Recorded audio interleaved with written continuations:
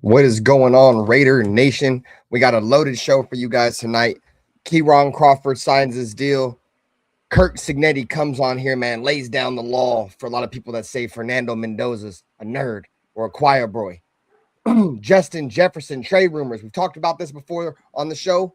That and a whole lot more on this edition of the Just Win Baby podcast, brought to you by the Silver and Black Lounge. Let's get it.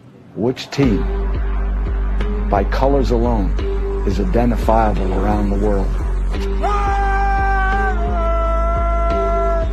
The autumn wind is a Raider. Which team, by slogan, commitment to excellence? Pillaging just for fun. Just win, baby. He'll knock you round, All those things then upside down, are the Raiders. and laugh when he's conquered and won. When you have great coaches, then after you have great coaches, you get great players. You have a great organization, and you tell them one thing: just win.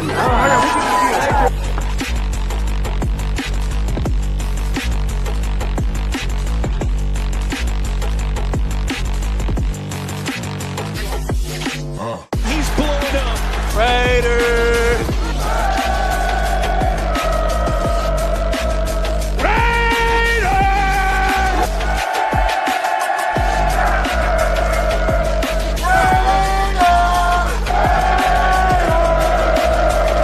Just win, baby. The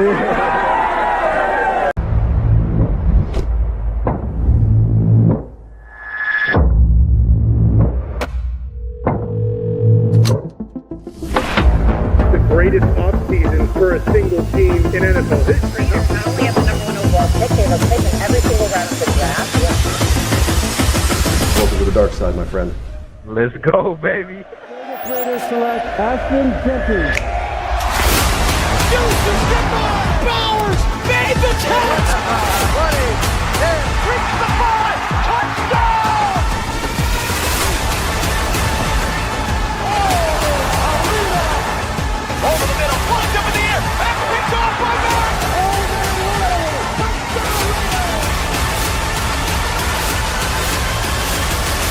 The greatness of the Raiders is in its future.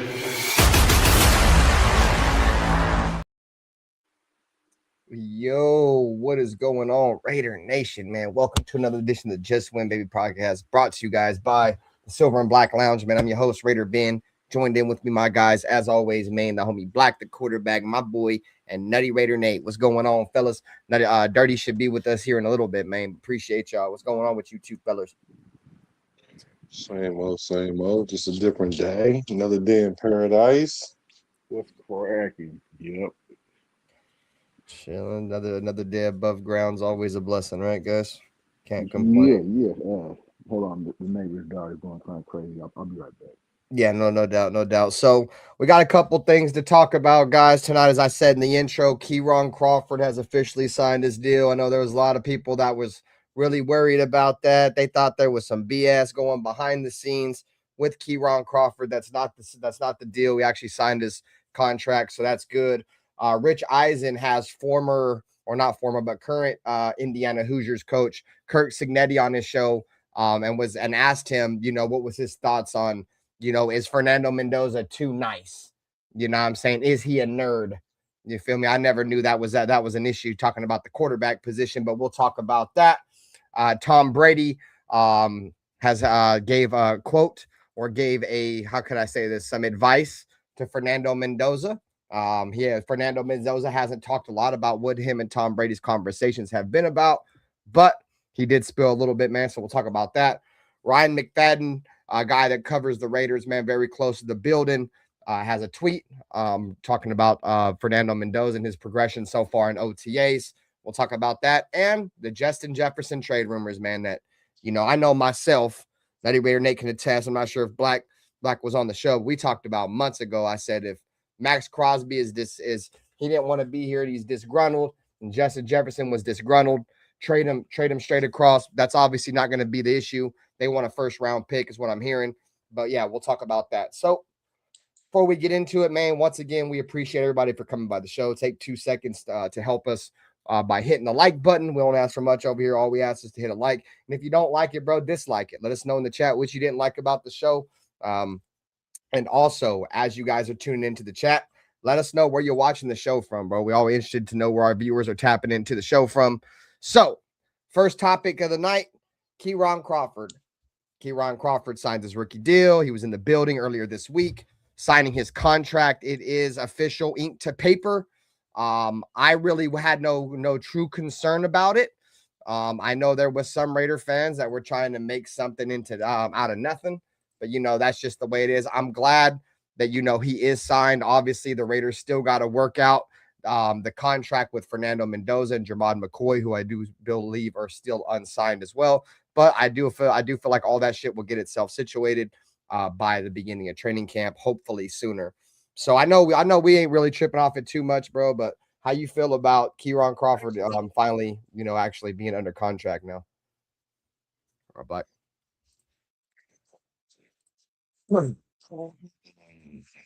I don't really have nothing about it because I never thought anything about it to begin with. Like, oh, I never doubted that they're gonna get it all worked out. I think it's just a spy tech thing or whatever. They're just trying to work the numbers so they can do whatever it is they do, because in a couple of years or so they're gonna have to start paying a bunch of people. So he just getting the house in order. I'm not too worried about it. I wasn't really thinking about it too much, but it's news. So the news is he signed. So I guess we'll be excited when Mendoza signed and Jermod signs. So it's cool. I'm happy for him. Get your paper, man. Yeah, big day in the kid's life. And it's pretty much, man, some of you Raider fans, man, that were tripping. You feel me? Get your underwears out of a bunch. You feel me? Everything's going to be all right. Raider fans always try to make nothing, something out of nothing. It's the way Raider fans are, bro. We're like super drama. Everything's like fucking the end of the world. Like I said, I blame it on Stockholm syndrome. I blame it on plenty of years of being mentally abused by the Raiders, and I understand it to a point. So that's why I'm over letting y'all know he is signed. There's no more concerns over it. You guys don't have to be like, oh no, there's something going on behind the scenes. He don't want to sign. Like, oh, it's busted draft pick, whatever, bro. Y'all just chill. Everything's good now. We are straight. So we are gonna jump into. We'll come back and recap that with Nate. Rich Eyes. Let me ask you this before we get into Kurt Signetti on the Rich Eisen podcast, talking about Fernando Mendoza being too nice or considered being a nerd. Let me ask you guys first in the chat. Hey, chat, do you think being a nerd is a bad thing for an NFL quarterback? Let me know what you guys feel in the chat. But let me ask you that same question, Black. Like, you think being a nerd is a bad trait as a quarterback? Or should I say, do you think Fernando Mendoza is a nerd, or if that even matters? It matters. Yeah, it matters. Like, I don't know. Like, a nerd. I don't know. It depends on how we define a nerd. Like, if we talking about like Revenge of the Nerds, like, yeah, then that's a problem. Like, it's not a problem because you got a guy that'll be competent. But the thing is, you need to have a quarterback that can relate to everybody. Like, yeah, you could be the smartest guy in the room and all that other stuff, but you got to be able to relate to everybody. Like, Mendoza, he got to hit the blunt every now and then. You know what I'm saying? Like, nerds will never hit the blunt. So, yeah, you got to be, and I just mean that, I don't mean that literally. I may, but I don't literally mean it literally. But you got to be able to relate. So, to be a nerd is a good thing because the position requires that. But also, you can't be too much of a nerd where you're not relatable. So, I don't think he's that way. He went to Cal Berkeley. Like, you know how many cool nerds is at Cal Berkeley? You know what I'm saying? Like, I've been on Cal Berkeley campus. I took classes on Cal Berkeley. I'm a nerd, but I ain't a nerd like that. So, so it just depends on how you define a nerd. But if he just a straight up geek, then probably not, because you still got to want to run through the wall for the guy. And if he can't relate, then you're not going to do it, even no matter how nice he is, how smart he is, or how cool he is in the head. So yeah, I don't think he's going to be an issue. Well, I mean, so my answer to that would be, I felt like Peyton Manning's a fucking nerd, dude. You know what I'm saying? Peyton, you gotta sit here and try to say, like, I don't think Peyton Manning, just looking at him, he would look like any player be able to relate to him at all, bro. He looks nerdy as hell. You know what I'm saying? But guess what? Peyton Manning is arguably, I'm gonna say this, bro, and I said this before. I think Peyton Manning's better than Tom Brady, bro. I think Tom Brady was just in a better situation, bro. But we talking about arguably one of the greatest quarterbacks to ever touch a football field in Peyton Manning, bro. Like, nobody thought this dude was cool. Everybody thought that dude was a fucking nerd too. And like I said, I don't want to sit here and make it about that. But, you know, I know there's a lot of Raider fans. Oh, he's too nice, or he's a nerd. Like, I didn't know any of that shit mattered, bro. Like, personally, I didn't know any of that shit mattered, but apparently it did. So Curt Cignetti, it matters to the point so much to where Curt Cignetti was asked about it on the Rich Eisen show. Shout out to the Rich Eisen show. This is credit to the Rich Eisen show for you letting us use his clip on the Just Win podcast, Just Win Baby podcast, brought to you right here by the Silver and Black Lounge. What up, Circus Raider? He said Nathan Peter Goat. Okay, so we're going to share the screen. So this is head coach Curt Cignetti on Fernando Mendoza. And we got Dirty Raider pulling up right now, too. So let's see. What up, Dirty? So for Curt Cignetti here. How y'all doing? Shit, chilling, man. Just getting into this interview with Indiana's current head coach, Curt Cignetti. When he was asked him about a lot of people say that Fernando Mendoza is too nice or too much of a nerd to be a successful quarterback in the NFL. So that's pretty much where the topic is now. What up, Jerry? What's up, guys? So if you don't mind me hitting the Wayback Machine, because I've been wanting to ask you this question for months. The national championship game against Miami, 9 minutes and change to go. You're on the 12-yard line. It's 4th and 4. Did you have any thoughts of kicking a field goal? Walk me through, if you don't mind, that moment on the sideline with you. Yeah, no, not really. And we'd gone for it on 4th down a little earlier too, on plus 37. And we the only reason we ran the field goal team out there was to buy some time. Okay. Because I knew I was going to call timeout. And but we had the call ready to go. You got to play to win. You got to trust the players. Put the pressure on the defense. I learned when I was a younger head coach, a couple times maybe guilty of playing not to lose. You got to trust the players.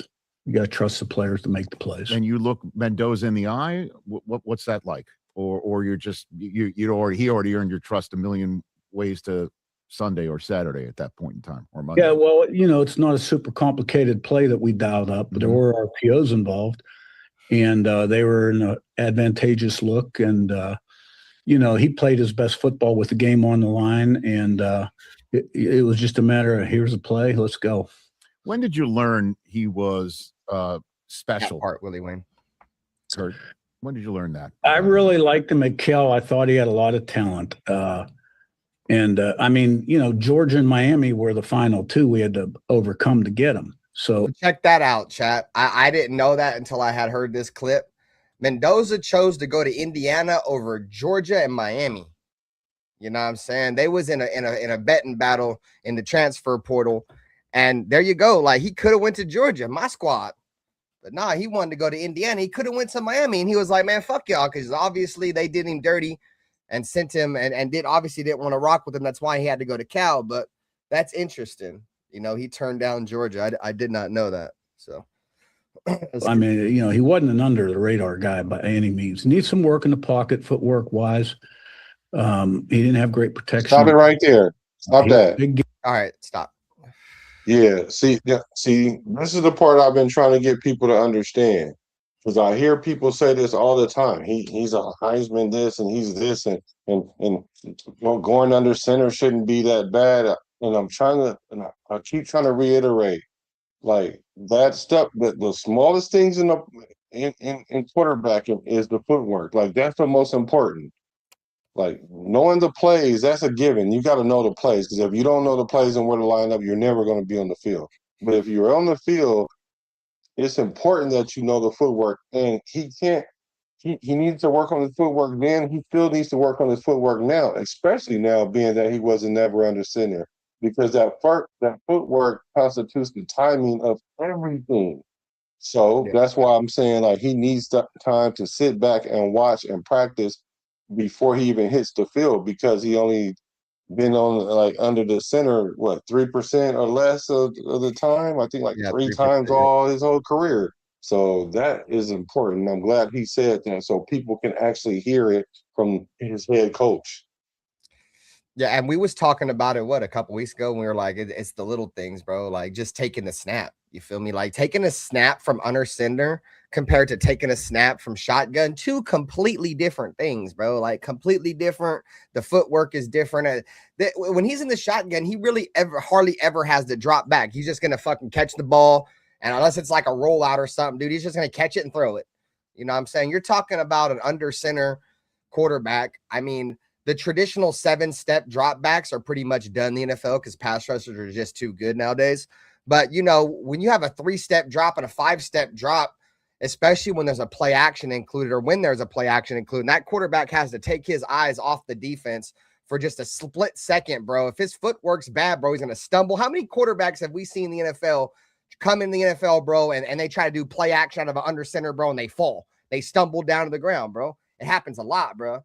And that's going to be a big thing that Fernando Mendoza, I'm going to be worried about off the rip, bro, is how is he going to be able to execute play action?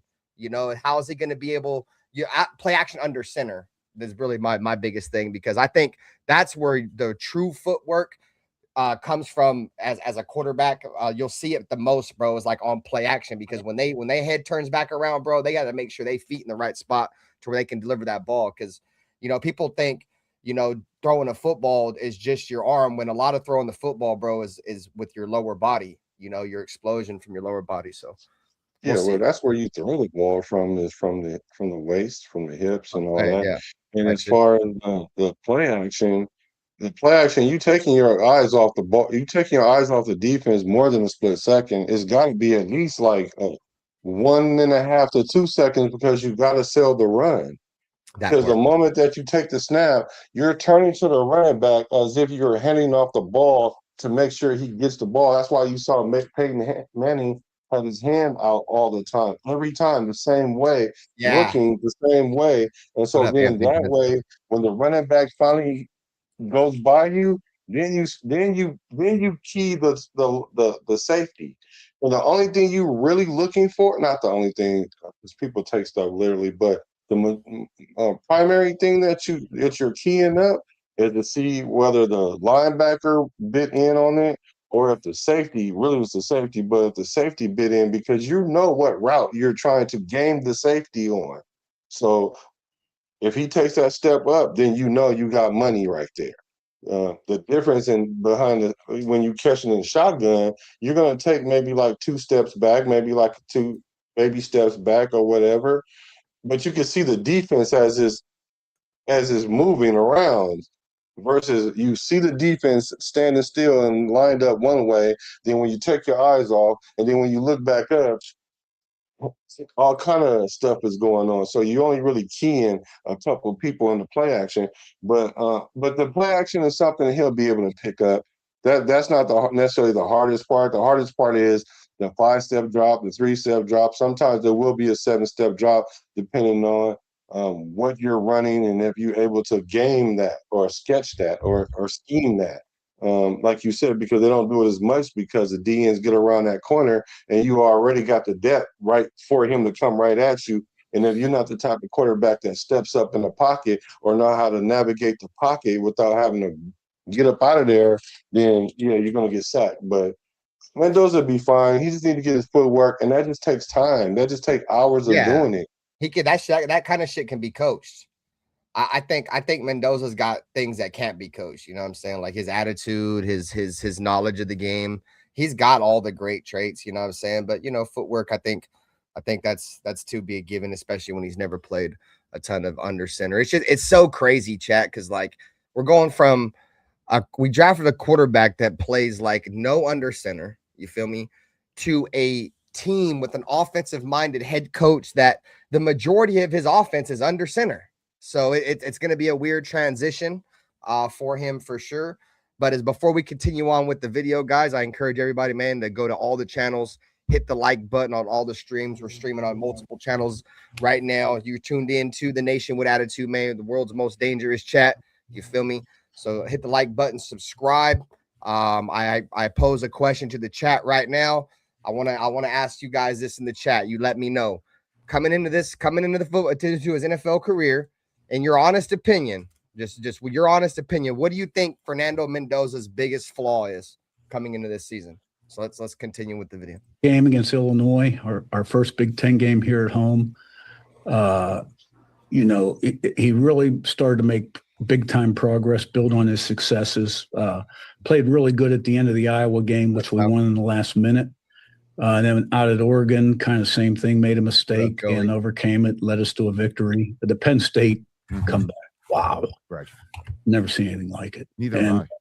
Yeah. And you know what? We've all seen him interviewed. He come off a little geeky. The guy's a lion as a competitor. He is ferocious, tough, and makes plays with his arm and his legs. He seems too good to be true. That's another phrase about him, right? Like he's so genuine, but some people think his genuineness might not be real, Coach. No, it's real, and very deep guy. I mean, extremely intelligent, can talk about a lot of different things, but committed to be great. When Tom Brady was his idol, and I've never been around a guy in 45 years that prepared like he did. I mean, that right there, bro, is music to my ears, bro.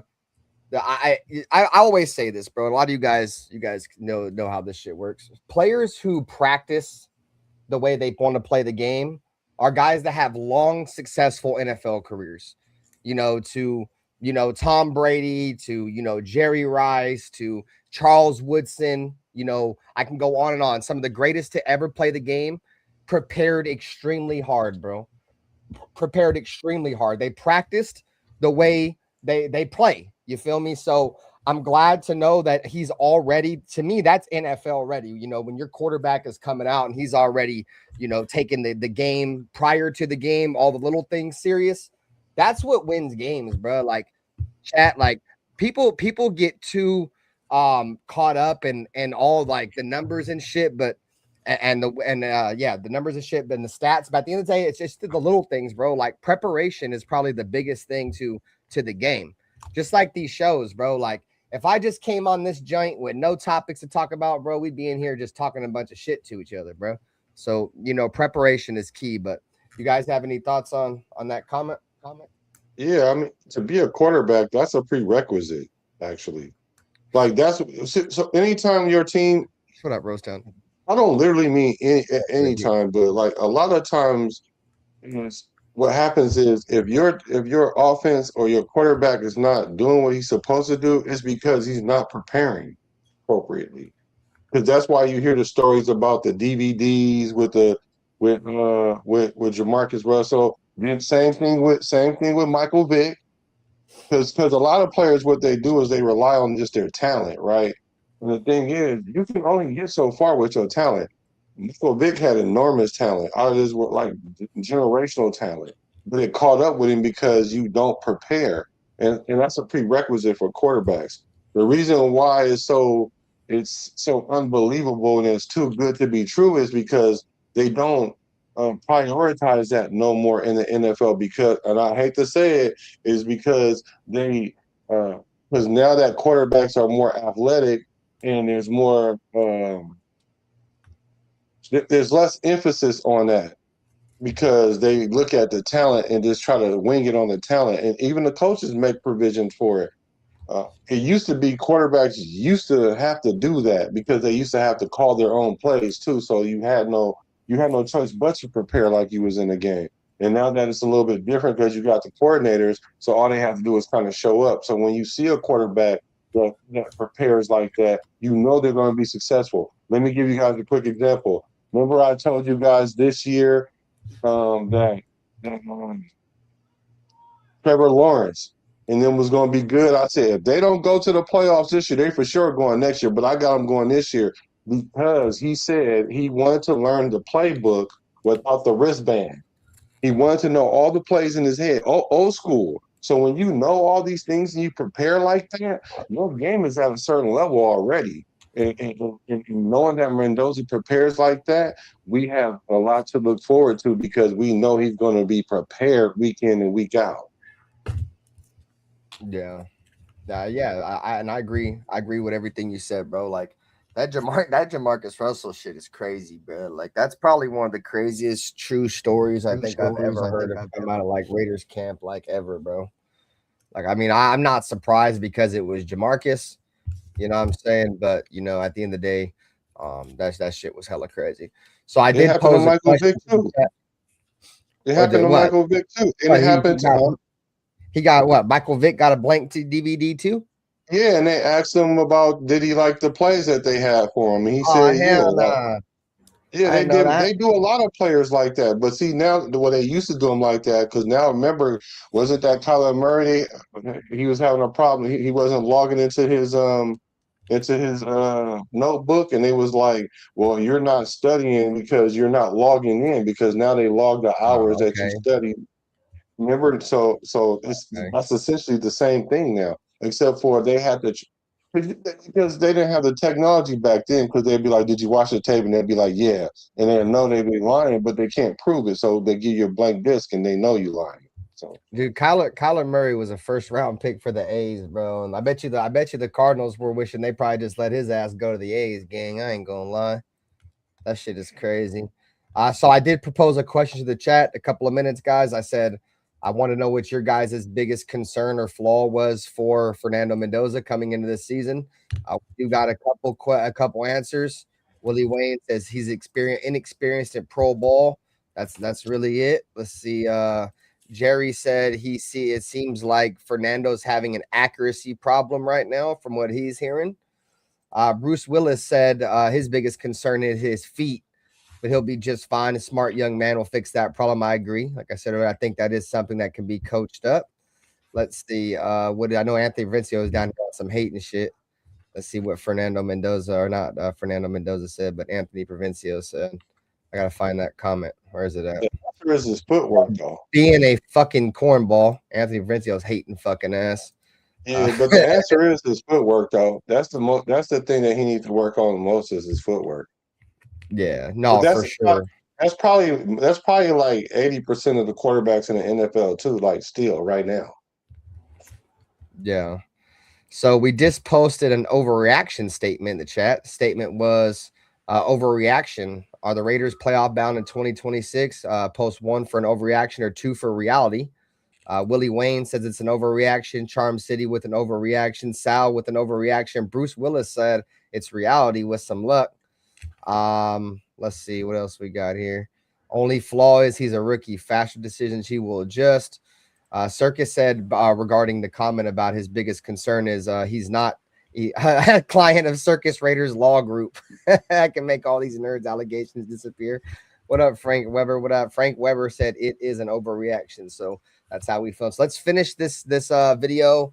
We'll get into a statement. I got one thing. I'll be right in. Oh, sorry, bro. I didn't know you was back, game. No, I thought you went and took a shit and fell in the toilet or something, gang. I ain't gonna lie to you. Yeah. What up with you though, bro? I didn't even wash my hands. Ain't nothing wrong with that as long as you ain't shaking my hand or smoking my blunt, dude. We're good.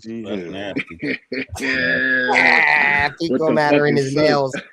He got feces in his nails. That shit bothers me. That if you don't wash your hands at home, goddamn, you damn sure ain't wash your hands in public. What up, Raider Ryan? Saludos. I'm with you. I'm trolling Ben.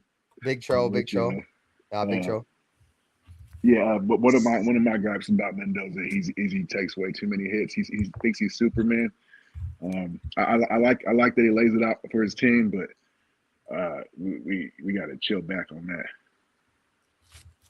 It's a blocking thing though. That ain't a him thing. But you got to take them hits. You got to take those hits as a quarterback. You got to. Because then what? Because what's the alternative? That he run or what? That's the only alternative. Yeah, he should find a way not to take those hits. Yeah, the lineman. The lineman. He had a lot of time last year. I don't know. It Because wasn't all you got to alignment. understand, he's not looking at the. He was He's not getting it out looking of at his the. hand. Yeah. He ain't looking at the player that's hitting him, and he's looking down the field. The only, I mean, you can feel the guy coming, and you might can move to the left or right a little bit, but you're still gonna take that hit. It's all timing. He's got to get rid of the ball. That's what I'm saying. But instead of taking those hits, either tuck it and run or get out of bounds or whatever you need to do. Take care of himself better than he has been. That's all. He got knocked out of the playoffs against Ohio. Was it Ohio or Oregon? He got knocked out like the first play. That was Ohio. It was just him and dude. It was like slow motion. It was like you saw it coming. He took the hit and he got knocked out for a play. And he's a young player. I mean, he'll learn. I mean, he's going to have to learn too. It's obviously going to be different in the NFL. Obviously, these guys like Black say, it's grown man's paying other grown man's bills. You know what I'm saying? Yeah, so and they're faster. Gonna be different. Exactly. So I think he's definitely going to be coached up. I do like our quarterback coach, Mike Sullivan. I like our entire offensive group, bro. Like our entire offensive group, from our weapons all the way down to the coaching staff, bro. I think we have a group of guys that are, have a great track record of winning, and a great track record of not only winning but being great teachers. And a lot of the quarterbacks that these guys have coached up are successful NFL quarterbacks. I've said this 1,000 times. I'm going to say it 1,001 times now. Who thought Sam Darnold was ever going to win a Super Bowl, bruh? You feel me? Sam Darnold went from a quarterback that was seeing ghost to a quarterback that ultimately was the ghost buster. You feel me? Because Clint Kubiak. You feel me? Got them to a chip. The year before, though, you could see that he was. The year before, you could see that he was on the cusp. The only difference between last year and this year is, I guess those ghosts y'all talking about, them wasn't no ghosts. Them was real dudes hitting him. He wasn't moving because there wasn't nobody there. That was his actual statement. That's all I'm saying. No. I know that's what they were saying. I ain't saying you said that. I'm saying like they were actually hitting him. So if you guys look at how he moved in a pocket this year versus last year, you can see that little half a step that y'all talking about, that you can't take those hits. Yeah, okay, you can't take those hits if you're not navigating the pocket. Mendoza navigates the pocket. And I'm not saying you're wrong, Nate, because he does need to navigate the pocket a little bit more. But what I'm saying is those hits, you got to take those hits. Those hits, that just comes with it, because at the same time, it's coming, but you're buying time for your receiver to get open. You're literally putting your life on the line. Room for improvement. Thank you. But no, you have to do that because there's not time. He's going to take no hits. Extra time. You need to take less of them. You got to go run out of bounds. You got to. That's how you see ghosts. That's when you start seeing ghosts. You don't have to stand there and take all those hits, bro. You don't. No, I didn't say all of them. Let's not do that. Majority of them, you have to. You can't think in your mind, I'm going to either run out of bounds or run out the pocket. No, you got to stay in there. Period. No, that's not what he's saying. That's not what he's saying. I see what your point is, but that's not what he's saying. Some of these passes, he stands there. Yes, he takes the hit, but he could throw that pass and step to the side or fall to the ground. You don't have to stand there and take a hit after throwing the pass. Oh, he ain't gonna that ain't gonna happen in the NFL anyways, bro. Because that in the NFL, bro, that's a he doesn't step out the way. He doesn't move. He doesn't try. He just literally takes that hit. But you can do better than that. You can do better. Okay, you could always do better at everything. But what I'm saying to y'all is, what I'm hearing is, okay, he has to throw the ball and fall, or he got to move out the way and avoid the hit. No, there is no time to do all that. You only get like 3.5 seconds to throw the ball, man. You ain't got time to be doing all that. And if your mind is thinking that, that's how you see the ghosts. Because sometimes you're gonna be thinking that, and there's not a person there to do that. That's where the term comes from. Because if you're looking at the defender coming at you and you're trying to gauge where your receiver is, you're already dual-minded. So you know the guy is coming. So you either gotta take that half a step so you don't take the full hit, but you're gonna take that hit. I'm sorry, the quarterback is the most hit player on the field. I'm talking about from a running start, not like two linemen hitting each other, but I'm talking about as far as somebody running and hitting you, the quarterback takes the most hits by far.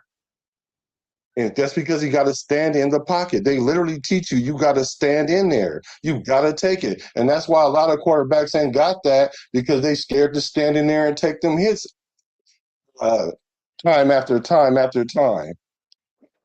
You got to. Yeah, and if there's a lot of quarterbacks, bro, that'll get drafted to, you know, crappy teams. I mean, with crappy coaching staffs. I mean, obviously, I feel like the Raiders could be a crappy team depending on how you look at it, but I feel like we have a good coaching staff that's going to be able to scheme people open. But the point I'm trying to make is, you know, you go to a crappy team that can't get nobody open, and your quarterback, you get a quarterback that can just stand there and take hits, and can't nobody ever get open, and he's getting crushed. I mean, that'll kill a quarterback too.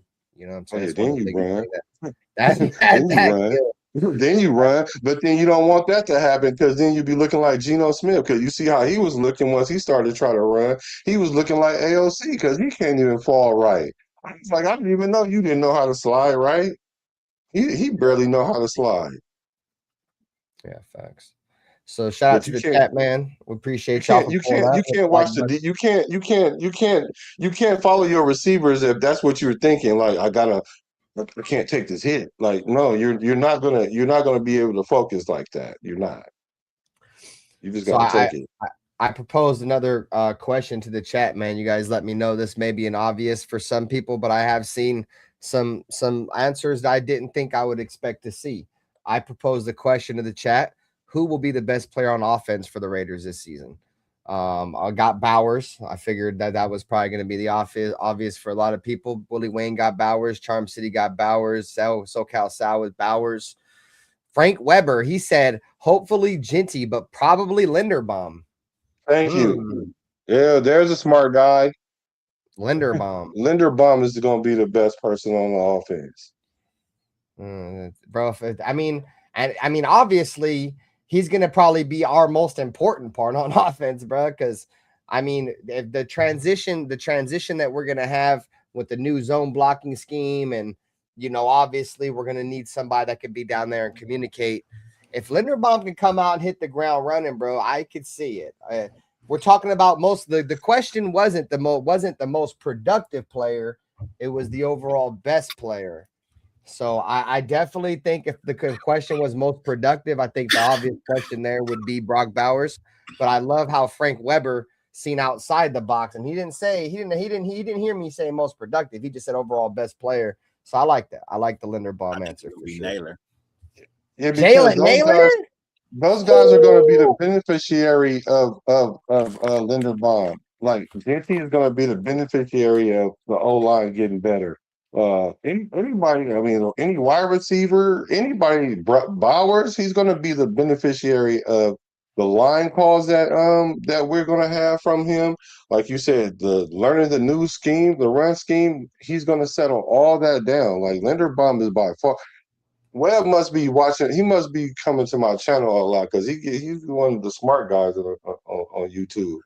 So he must be over there on Business Decision Sports. You trying to say you don't have no dummies watching you? What you saying? No, I do. They just don't say nothing. I'm about to say, Raider Nation for Life makes a great comment right here. What? So we all got some dum-dums. Right, I'm dumb sometimes too. Raider Nation for Life makes a great comment here. I forget who was talking about how he took that hit. That hit was against Miami, and yes, that's what I was trying to say. That kind of hit that he took, bro, is a roughing the passer and a potential ejection in the National Football League. So to go back on the argument that NuttyRaiderNate was talking about him taking too much hits. I think a lot of that, bro, is his offensive line wasn't very great. You know what I'm saying? And also, you know, those kind of things that are allowed in college football, bro, if he takes hits like that at the next level, bro, we've seen Derek Carr take a ton of abuse, bro. So I'm not going to go out and say for sure. But a lot of that should be pass interference, bro. And they're not going to hit Fernando Mendoza like that in the NFL just because that's not allowed. In college, the hits that Fernando Mendoza was taking is the reason why people watch college football, because there's dudes out there trying to kill people to make it to the league, bro. And they obviously, the entire college football world had a target on Mendoza's back. You know what I'm saying? But in the National Football League, that's a fine. That's an ejection. Like, yeah, that's a great comment, Raider Nation for life. So, and I mean, to go back on it, you feel me? Like, I don't want any of my quarterbacks taking too many hits, but if you look back at the history of Clint Kubiak's offense, the way he runs the ball, damn near just as much as he passes the ball, I don't think the quarterback, the ball is going to be in Fernando Mendoza's hand to the point to where we're going to have to be worried about, you feel me, him taking a ton of hits. I mean, Sam Darnold didn't take too many hits. A lot of the offensive coordinator, or a lot of the places where he's played offensive coordinator role, the quarterbacks did a good job of not taking too many hits. So, but y'all are right about the hits. I'm not saying you're supposed to go in there and be a tough guy and take all the hits. No, especially hits outside of the pocket. What still matters. I'm just saying, I'm talking about passes. If he's throwing the ball and a dude take a step and a half, and he hits you, and you say, well, you could have avoided that. No, it ain't no avoiding that. That's the gut check. That's the gut check. That's how I promise you, when your teammates see that you're doing that, and especially your receiver, they understand that you're putting it on the line for them all the time. They get it. They understand it, because there is no, the play happens so fast. I'm telling you, you can't avoid them like that. But them outside of the pocket ones, don't take them. Yeah, slide, jump, fall to the floor, anything. Do the AOC. Throw it out of bounds. He's smart. He know his limitations. He ain't gonna take too many hits. So let's go ahead. And so we finished the first segment. We appreciate you guys, man, who have sat through and listened to the stream so far, man. Do us a favor. Go to all the channels, man. Hit the like button on all the channels. Subscribe to all the channels. We do appreciate you guys taking some time out of your night, chilling with the Silver and Black Lounge, man, on the Just Win Baby podcast, man. Next topic we are going to get into is advice. So Fernando Mendoza has kept it very low key and hasn't really wanted to speak on too many things that Tom Brady has shared to him about moving on to the next level in the NFL. But he just recently came out and made his first statement on what Tom Brady has told him as he moved in the words of advice coming to the next stage of the NFL. So here's the graphic we got. So advice from Tom Brady when he was asked, Tom Brady told him what he said as a quarterback is you need to be the most everything. Mendoza said, you need to be the most competitive. You have to have the most leadership. You need to be the toughest mentally and physically. You got to embody all these things and lead by example before getting the respect from your teammates in order to lead effectively. And that really resonated with me. So I love that, bro, because I agree. Your quarterback has to be the NFL is full of alphas, bro. Your quarterback has to be the alpha of all the alphas. I don't even know what the fuck you would call the alpha of the alphas, but yeah. Apex. Apex. Yeah, the apex. There you go. So he's got to be the smartest, you feel me, the most physical, you know what I'm saying, the toughest motherfucker on the team. You know what I'm saying? So and that resonates with me because, I mean, at least in terms of a lot of that we've seen in Fernando Mendoza's college playoff run at the end towards his national titles. You know, he was the toughest motherfucker on the team. He was out there absorbing all those hits, putting everything on the line for his team. So I thought that was a great comment from Tom Brady. What was your thoughts on it, Black? I think Mendoza said this one time. I didn't know that Tom Brady said this to him, but he said this before, right? And so now when I hear that Tom Brady said that, see, they've been in Mendoza's ear, really. They already been like, even that little thing about Mr. Brady, and he like, call me Tom. My dad's Mr. Brady. Like, they already probably had that conversation before. Not saying that it was planned or anything. What I'm saying is Mendoza is so respectful that Tom Brady told him that kind of already, or something to that degree. So all I'm saying is I think they already kind of been molding this guy, but it's a long process, guys. Let's get our minds wrapped around that this is a long process because we're trying to get it right this one time for the one time, because look how far in between that we have the opportunity to do that. So we're trying to actually get it right this time. So let's not rush it. And see, to piggyback off what you were saying, bro, I think I've had this conversation with Dirty before. We've had a debate back and forth about patience. Like Dirty's like, motherfuckers don't want to be patient no more. And a lot of Raider Nation, I get it, bro. Teaching patience to Raider fans is tough. I mean, trust me, bro. I've been a fan since 2004. I've seen 2 winning seasons. 2 winning seasons, bro. You feel me? Like, I've been nothing but patient. So the fact that I actually see that the Raiders, in my opinion, I think the Raiders are finally trending upwards in terms they're finally starting to do things right. And as long as the Raiders trend upwards, I'm cool with being patient. We've said this before, bro. Like, it takes, I mean, look at Gruden's first tenure. For first tenure and second tenure, it was what, 3 seasons in before the Raiders were actually doing shit? You know what I'm saying? Jack Del Rio, second season. It's good. This season, I don't have a ton of expectation, but that's fine. I don't think the Raiders are built to win this season. They might if they make a trade that we'll talk about at the latter part of the show, but probably after this topic, we'll talk about the whole Justin Jefferson shit. But for the time being, I feel like the Raiders are just going to go out there. They want to see what Kirk Cousins can still bring. You feel me? That and let Fernando Mendoza develop and get him ready for his first season as a full starter, which I think is going to be next season. So I think that's the plan this year. But yeah, we got to be patient, bro. When you spend the number 1 overall pick, you can't really rush it, bro. You got to take your time and build around that shit. You know what I'm saying? Because if you go out there and try to rush it, and you can ruin that shit quick. You feel me? Then you're gonna have the number 1 overall pick 2 years again. You feel me? We'll be in purgatory for like 5 more seasons if we get this wrong. We'll be done for like another 5 more seasons. Yeah, there'll be a lot of Raider fans that'll probably jump off a cliff at that point, dude. What up, Alfredo? But the thing about it is, we're trying to win now, and we're planning for the future. We're doing 2 things at one time. We would have never got Kirk Cousins if we wasn't trying to win right now. I agree. We're not getting Kirk Cousins because he's just a camp body or something like that. We're trying to win right now. And they've been saying that. It's been players that saying that. We're trying to win right now. Like major players on the team saying we're trying to win right now. But we are working the long game too. Don't get it twisted. We're working the long game at the same time. I know it's rare for us because we usually can't do one thing right. We're trying to do 2 things right now. And we'll see if we're going to do the first thing right, which is win right now. We're going to see that when we play. But we're definitely do the long game right. We're definitely, as long as they don't listen to the fans, which they're not, as long as they don't listen to the fans, we're going to be fine. We're going to be fine. Kirk Cousins is going to win games. He's going to win.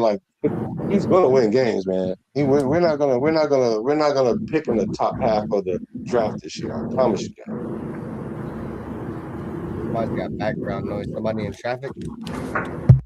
Somebody pulling up on. That's NuttyRaiderNate. Yeah, it sounds like you got like a fan blowing. Or are you in traffic? Might be my fan. Yeah. Oh, shit. Yeah, boy. And yo. Let me see this. I can face it. All right, here. Try it now. Yo. Yeah, turn your gain down. I think your gain's way too high.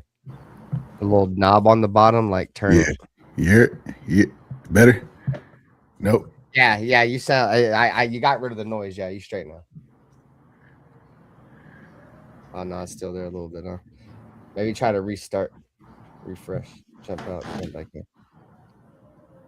You guys hear that shit? Yeah, this shit was like bugging. wind. It's like wind blowing. Stop buying them Amazon fans. Stop buying them Walmart fans. Get you an Amazon fan, bro, with the ball bearings, the quiet ones. With the ball joints. Okay, I don't really hear it anymore. I ain't gonna lie. Yo. Yeah, I really don't hear it anymore. It's gone. Yeah, I don't know. Fuck. It's roaches, dude. Audio's tweaking. Tweak. Straight.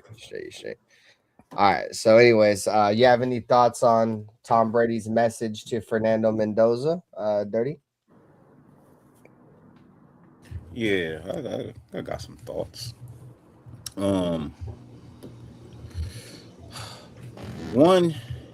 I don't know what a great quarterback is supposed to say to somebody. You know what I mean? Like, especially when you're the owner of the team, like you supposed to fill them with greatness. You know what I mean? So I'm not surprised that he told him something great, but the whole thing is, yeah, I could tell you something, but are you gonna follow through? Are you gonna make it happen? And if you do, how long is that gonna take? For me, I'm patient. I've been waiting, right?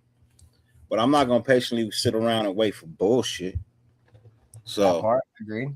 get your act together, do what it is you need to do, learn what it is the fuck you need to learn, and let's get this shit moving. I ain't got time for no more bullshit.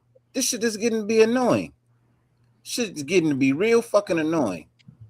So, go out there, win your position, and win me some fucking games. Yeah, I actually got called crazy from my own father, dude. Rest in peace for being a Raider fan, dude. He was like, dude, I don't know what the hell you're watching, but this is dreadful. He was like, I don't know why you like this team. You're always hella mad, and all this team does is lose. It just makes you more mad.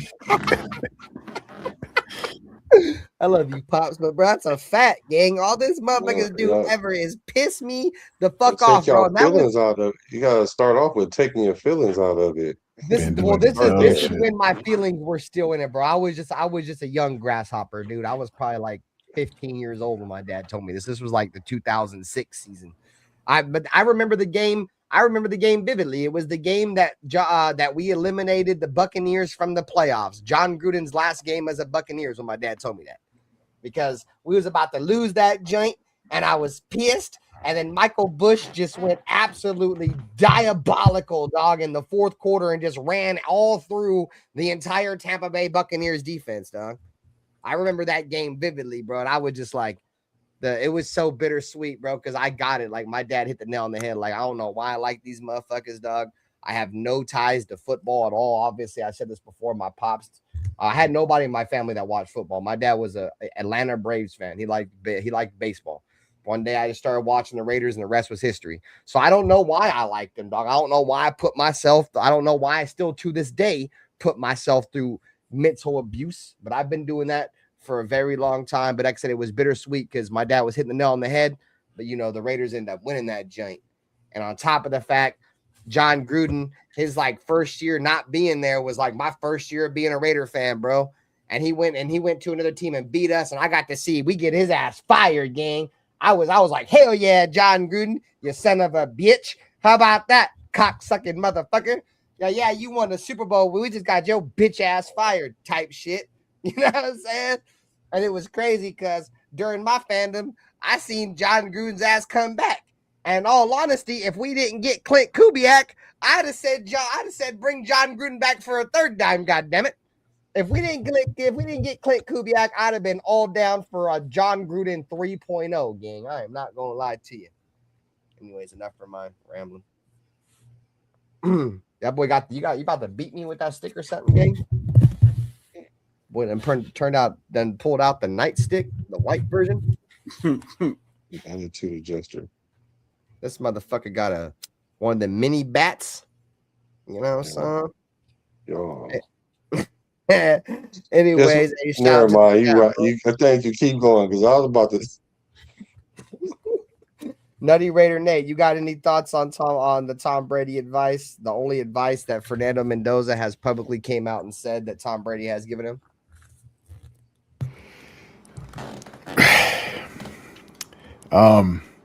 Publicly, I mean, we all know that, but it's whatever. It's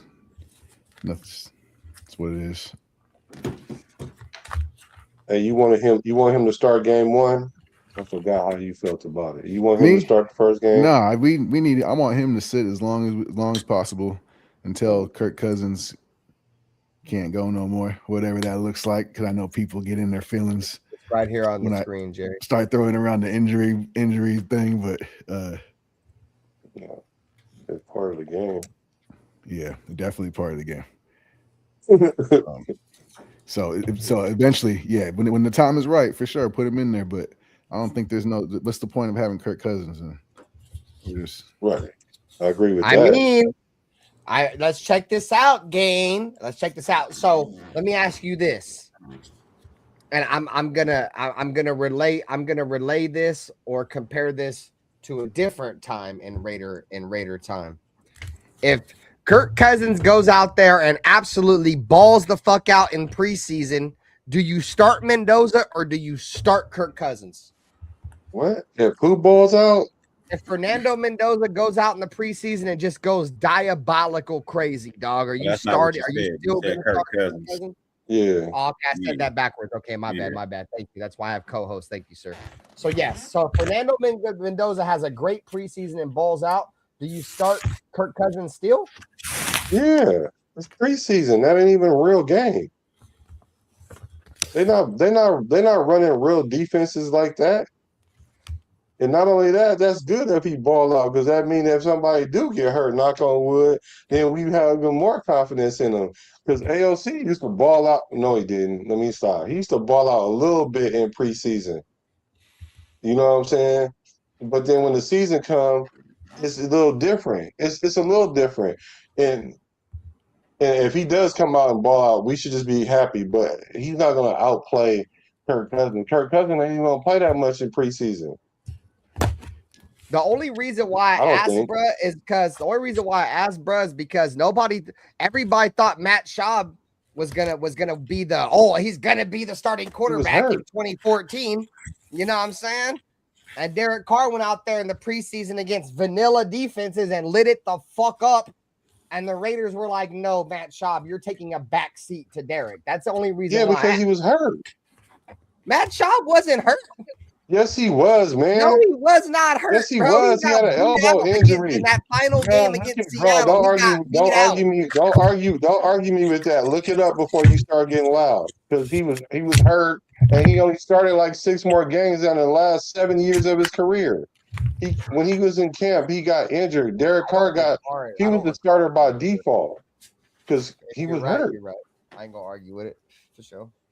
Well, if that's the case, then obviously he should have beat him out. But I'm just that's he was going to beat him anyway, though. I think he was going to beat him anyway, though. The last time we drafted a quarterback, dude, we still brought in a veteran quarterback, dude, probably with the thought that he was probably going to be there until Derek Carr was ready, and Derek Carr just lit it up and we played him.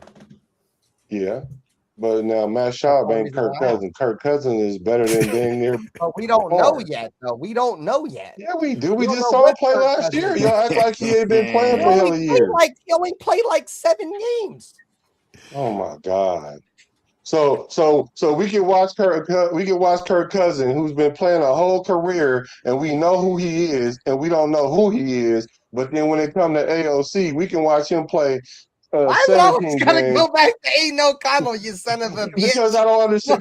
Because I don't understand how y'all can use the measurement on this end, but when it comes to this end, it's non-compliant.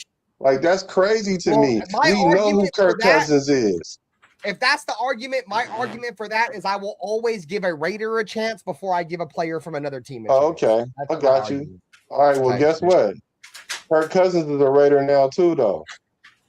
Yeah, but he's not a Raider. He wasn't drafted by us. Aiden was. I always support my Raider boys. We drafted Raiders. He's a hired mercenary. He's a hired mercenary. Get the hell out of here. Well, so was Jim Plunkett then. What are y'all talking about? He won a few games. What are you talking about? Yeah, he was a hired mercenary. Ain't that what you just said? And he earned his way. He wasn't.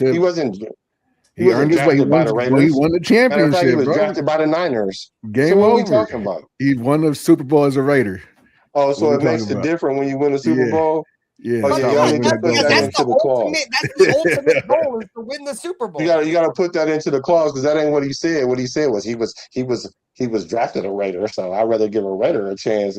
But now if you win a Super Bowl, you went back like 60 years right now. Like, okay. Hey, what was just your keep moving the argument? goalposts. Everybody want to be, what was it, so serious or take everything serious? So let me rephrase Or some literal. shit. Motherfucker, that's The why I word gotta I use rephrase literal. everything, because your ass be doing that all the time, you son of a bitch. No, that's moving the goalpost, sitting up there saying, Nah, hell no. oh, well, it's different if he wins a Super Bowl. Like, Nah. okay. All right. He's a Raider if he wins the So Super look, Bowl. Raider Nation for life right there in the chat, my boy. I got my boys, man. He said, I looked it up and it says Matt Schaub didn't suffer any major injury Yes, during he that year with the did. Raiders. Derek just Care what flat you looked beat him up. out. All right. So, okay. All right.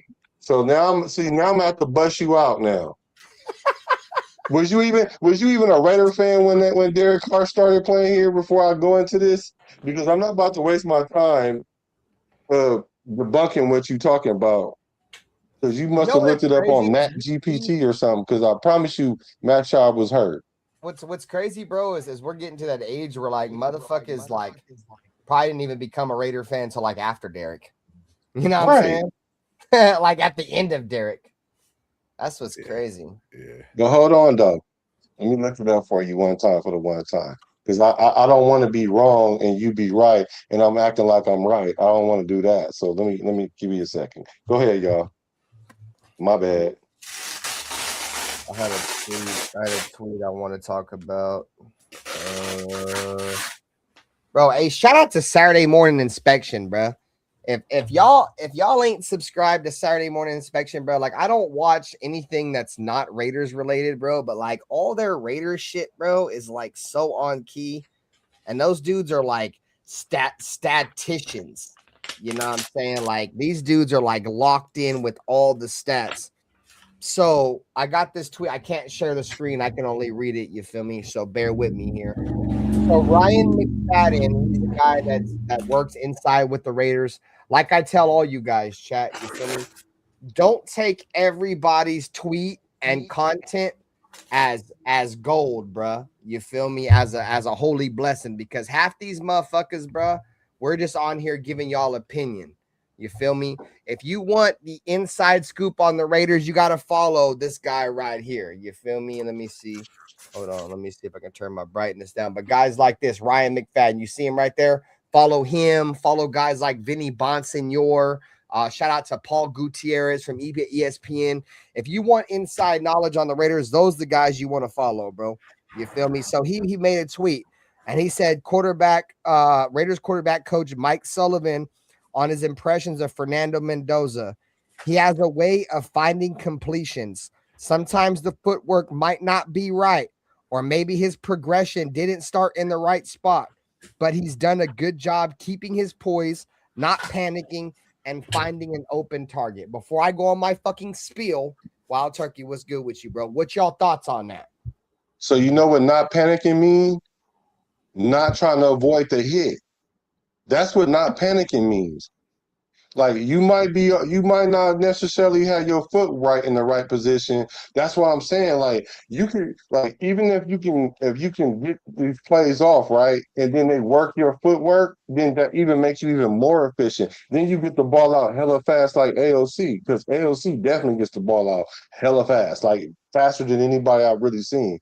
Because I really just started looking at his games over again. And by the way, let me pause on that. According to NFL.com, it says, yes, Matt Schaub was dealing with an elbow injury, specifically tendonitis and soreness, right when rookie Derek Carr won the starting quarterback job. Oh, his preseason struggles. When they got him from the Texans, he was a clear-cut veteran starter, but he struggled heavily in the preseason. Meanwhile, second round, Derek Carr shined and generated much more energy on the offense. Elbow injury. Late in the preseason, Schaub began suffering from severe elbow soreness and tendonitis, which drastically affected his velocity and forced him to miss practice time. So I don't know what you was looking up, but you might not want to use that again. Yeah, somebody said like what was it, like 5 minutes ago, that what was it, Willie Wayne, he said Schaub was recovering from a sore elbow. But bro, you're losing, so you're losing your starting job because of a sore elbow, dog. Fuck out of here. I ain't trying to hear that shit. That's some It's crybaby. Yeah, it's just not like sore somebody said elbow, right here. tendonitis. What did he say? How do What you did he throw a say? Yeah, football Matt with Schaub was tendonitis? suffering. I agree, Raider Nation for life. He was suffering from a sore vagina. You know what I'm saying? He's That definitely don't had his even. feet hurt. That motherfucker Matt Schaub came Y'all into the Raiders delusional.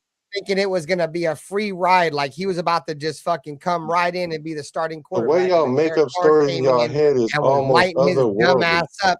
And he was like, "Oh, I'm out this bitch. Now my elbow hurts." You feel me? Type shit. Anyways, that's not the argument anymore, bro. Let's move on to the next topic, bro. Yeah. Again, Yeah, but you was from ready to Ryan jump on his McFadden. boat. From Ryan McFadden, Raiders quarterback coach Mike Sullivan on his impressions of Fernando Mendoza so far.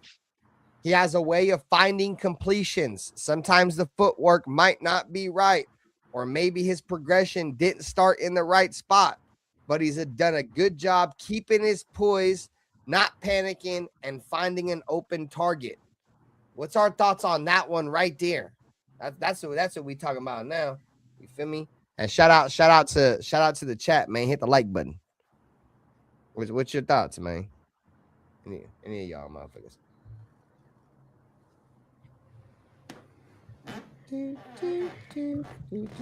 Nate,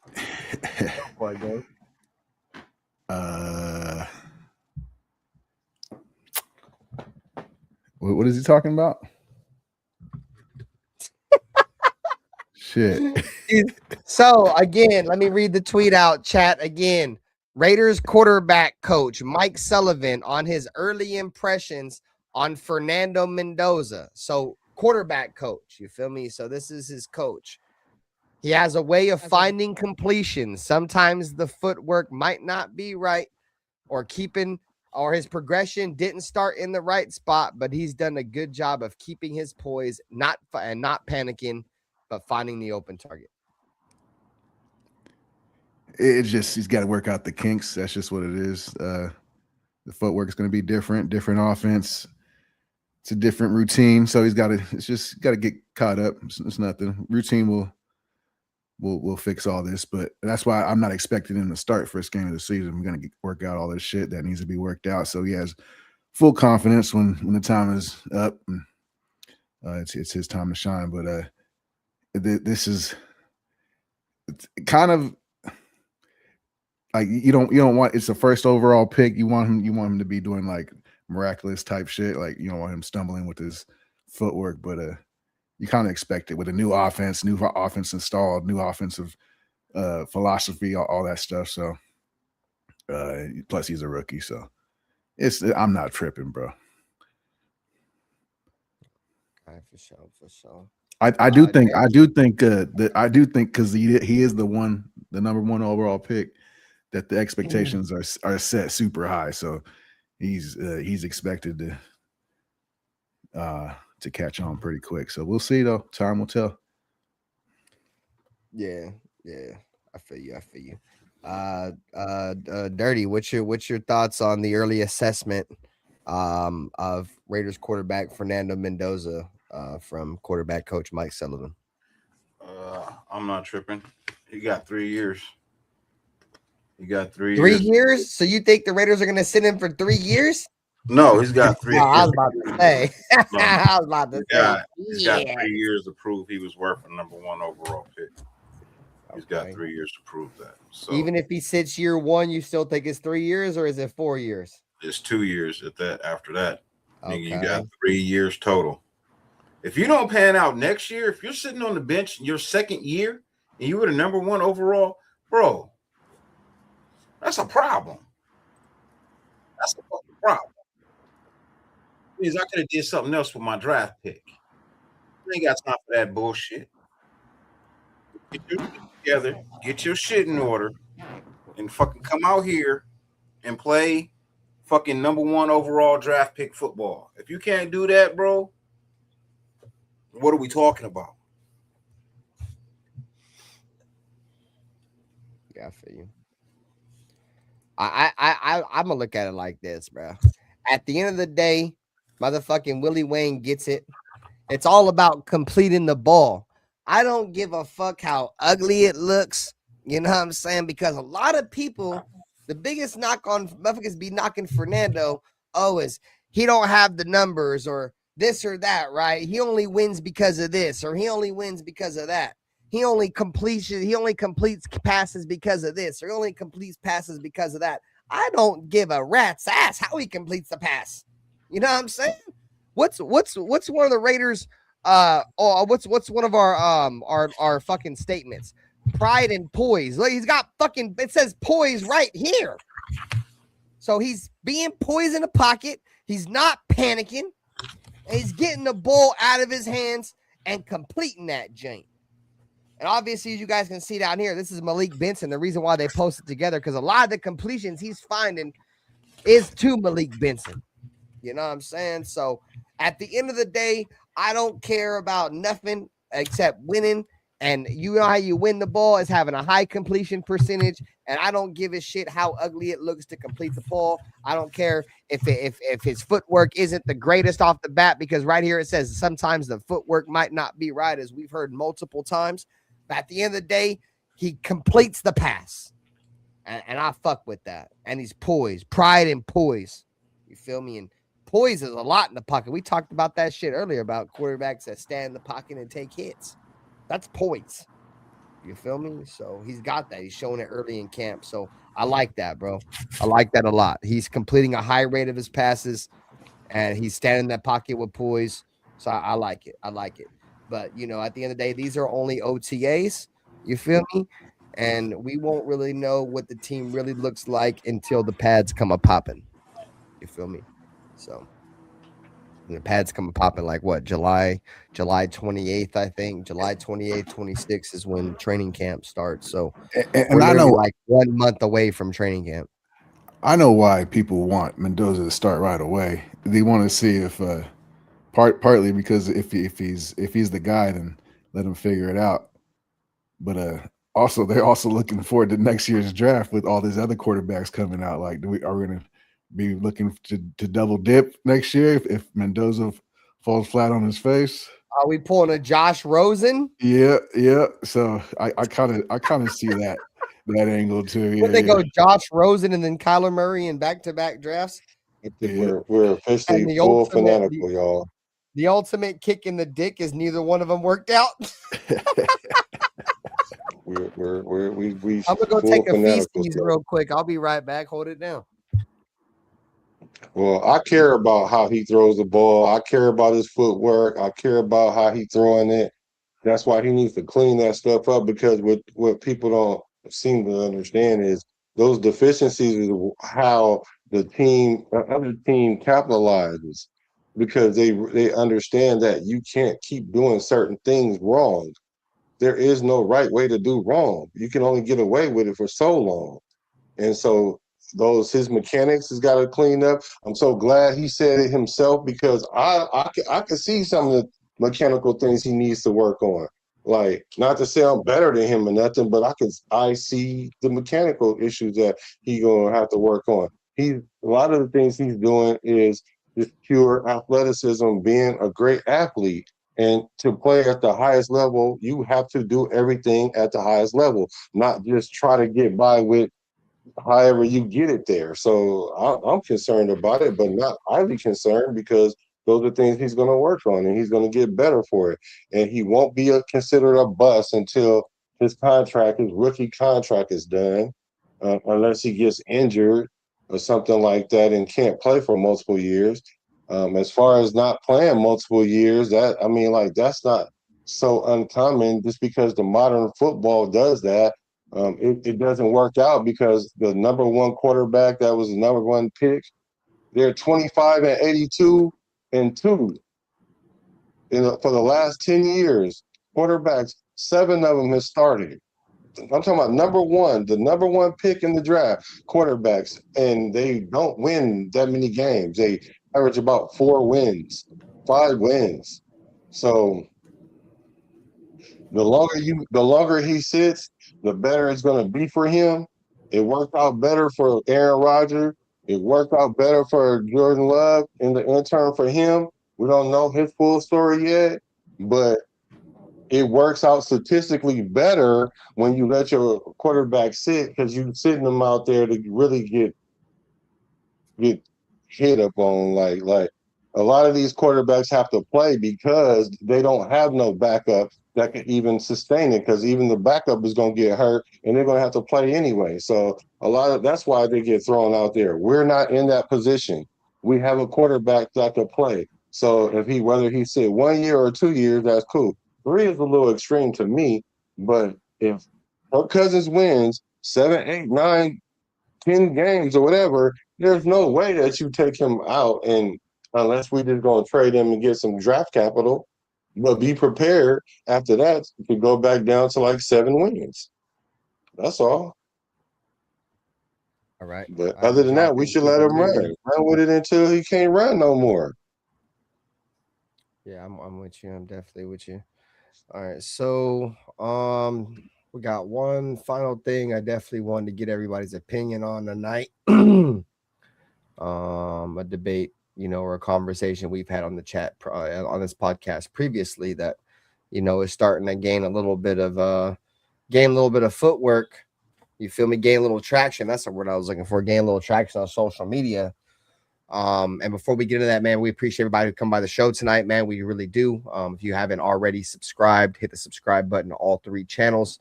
Hit the like button, bro. We really appreciate it, man. If you don't like it, hit the dislike button. Let us know in the comments section what you think we can do better, bro. We really appreciate that as always, man. Like the homie Dirty says, bro. You feel me? All your guys' time is definitely appreciated. So before we get into the next topic, the topic is Justin Jefferson trade rumors. And if you have been following this podcast for the last few months, we were on here, I think, around the draft, or so it's definitely before the draft. It was before we even traded Max Crosby, so it was like way before that.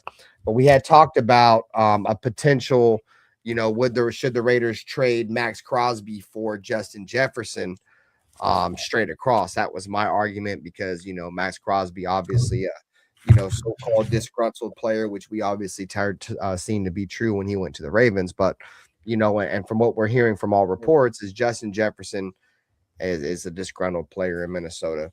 The asking price for Justin Jefferson around the rumor mill is a 1st and 3rd round pick for Justin Jefferson. My question to you guys is, would you guys trade a 1st and a 3rd round pick for Justin Jefferson? I would like, honestly, in my opinion, a Max Crosby and a 3rd round pick for Justin Jefferson. You get 2 players that obviously don't want to play for either organization. I don't know if that's as true for Justin Jefferson, but I know for a fact Max Crosby don't want to play here no more. That's what I would like to see. But Justin Jefferson, if he comes as a Raiders, bro, we go from a potential, maybe we'll be good this year to a team that I think that may end up actually not only going to the playoffs, but I think this offense alone with Clint Kubiak, we might actually be able to win a playoff game. So, what's your guys' whole thoughts on the whole Justin Jefferson shit? Yeah, the 1st and the 3rd, that seems pretty fair. He's got a few years left for sure. He's top of the league.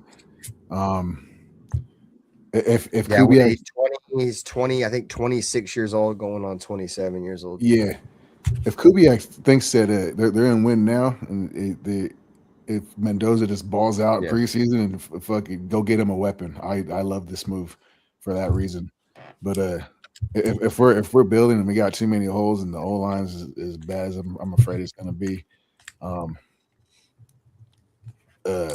I don't think that we're building backwards, and I'm not a fan of that. We've been doing that for like 4 or 5 years now, neglecting the trenches or very minimally prioritizing the trenches with 3rd round picks and kind of like wishful thinking, hopeful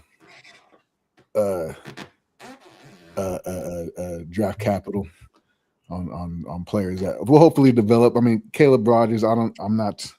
People are a little bit higher on him than I am.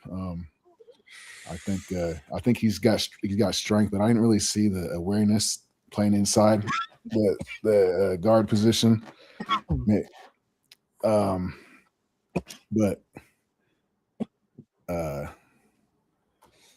forgot what I was saying. Shit. We was talking about the potential of Justin Jefferson coming, and you were talking about so how talking about off offensive about line. how the Raiders are neglecting the trenches. Well, way Still. off. Yeah, Yeah, that's bro. you guys know what I'm talking about. We've been neglecting the trenches for years, and Yeah, here we kind of. go again. So NuttyRaiderNate was in the chat earlier, and he said he would rather trade for Vita Vea, bro. I would love a Vita Vea trade, but the only thing is that's just not going to happen because Vita Vea doesn't want to leave Tampa Bay, and they have no interest in getting rid of Vita Vea. The only reason why there's an argument is because Justin Jefferson, he don't want to play there, bro. He's given so many subliminal quotes about how he don't want to play there. He's gonna who would you rather? I'm just keeping it a Binther. Let's keep it a Binther here, right? Because we do. You feel me? Would you rather play for who would you rather have your quarterback, dog? Kyler Murray, JJ McCarthy in the Viking system, or Kirk Cousins and a potential Fernando Mendoza in a Clint Kubiak system? And mind you, Clint Kubiak was there when he was drafted, so he's coached Justin Jefferson. So he's got a relationship with Jay Jettas. So there's a connection there, bro. That's another thing we got to keep in mind. There's a connection there. My concern would be pocket watching. It would be like, how would the Raiders make it work? But I mean, we see teams around the NFL make this shit work all the time. I mean, how the fuck have the Rams been trading first round picks for dudes that are making $50 million a year for all these years and won a Super Bowl by doing it? You feel me? So at the end of the day, I don't give a shit. But if the Raiders want to win right now, and I think it fits the narrative, right? The national narrative. The Raiders need an X. The Raiders need an outside wide receiver. Should they get Stephon Diggs or Debo or Tyreek? I mean, if I had to choose between those guys, I've said before, I'm probably going to go with Debo. You feel me? But this statement right here, if the Raiders make a statement, which I don't think it's going to happen because Spytek loves his picks. He don't want to trade them away. If they do this, bro, that would be crazy, bro. Like, we was on this bitch when this podcast very first started was the year that the Raiders acquired Devontae Adams. That's when I forget what year that was. 2021, 2022. At 2022, I think is when we started doing shows, or it may have been the year after. But we were on here, me and Jack Bauer pounding the table. Hey, bro, the Packers, you feel me? Devontae don't want to play there no more, bro. He's pretty much made it subliminally known he don't want to play there no more. I think it was more obvious because Derek, his college teammate, was with the Raiders, right? But I mean, Jay Jettas don't want to play there no more. There's a connection with his old fucking coach with the Raiders who look like they, in my honest opinion, keeping it a Binther, and it sounds like it might sound stupid because I'm a Raider fan, and obviously I think the Vikings have had more success than the Raiders, but I think the Raiders have a brighter future than the Minnesota Vikings. Maybe I'm just crazy. I don't know. With their quarterback situation is a little iffy. Kyler Murray. Yeah, maybe you might be right. I don't know. Their defense is kind of lacking. It hasn't had the bite it has in the past couple of years, but yeah, you might be on to something. I mean, I'm not gonna lie, bro. Their coach is an offense. I can't think of his name. They have a good offensive-minded head coach. That's why they've been able to get the best out of subpar quarterback play.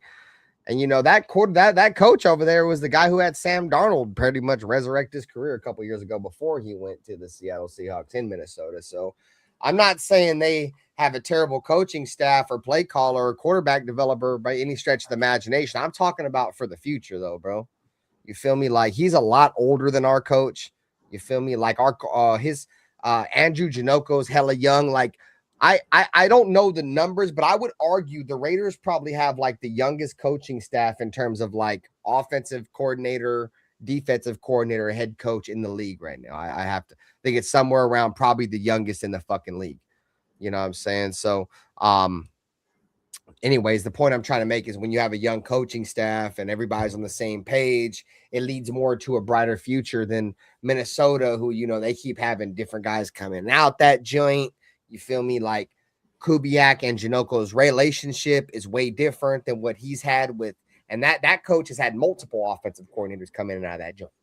You know what I'm saying? Including our offensive coordinator now is a pass game guy with Kubiak, so he's been through there too.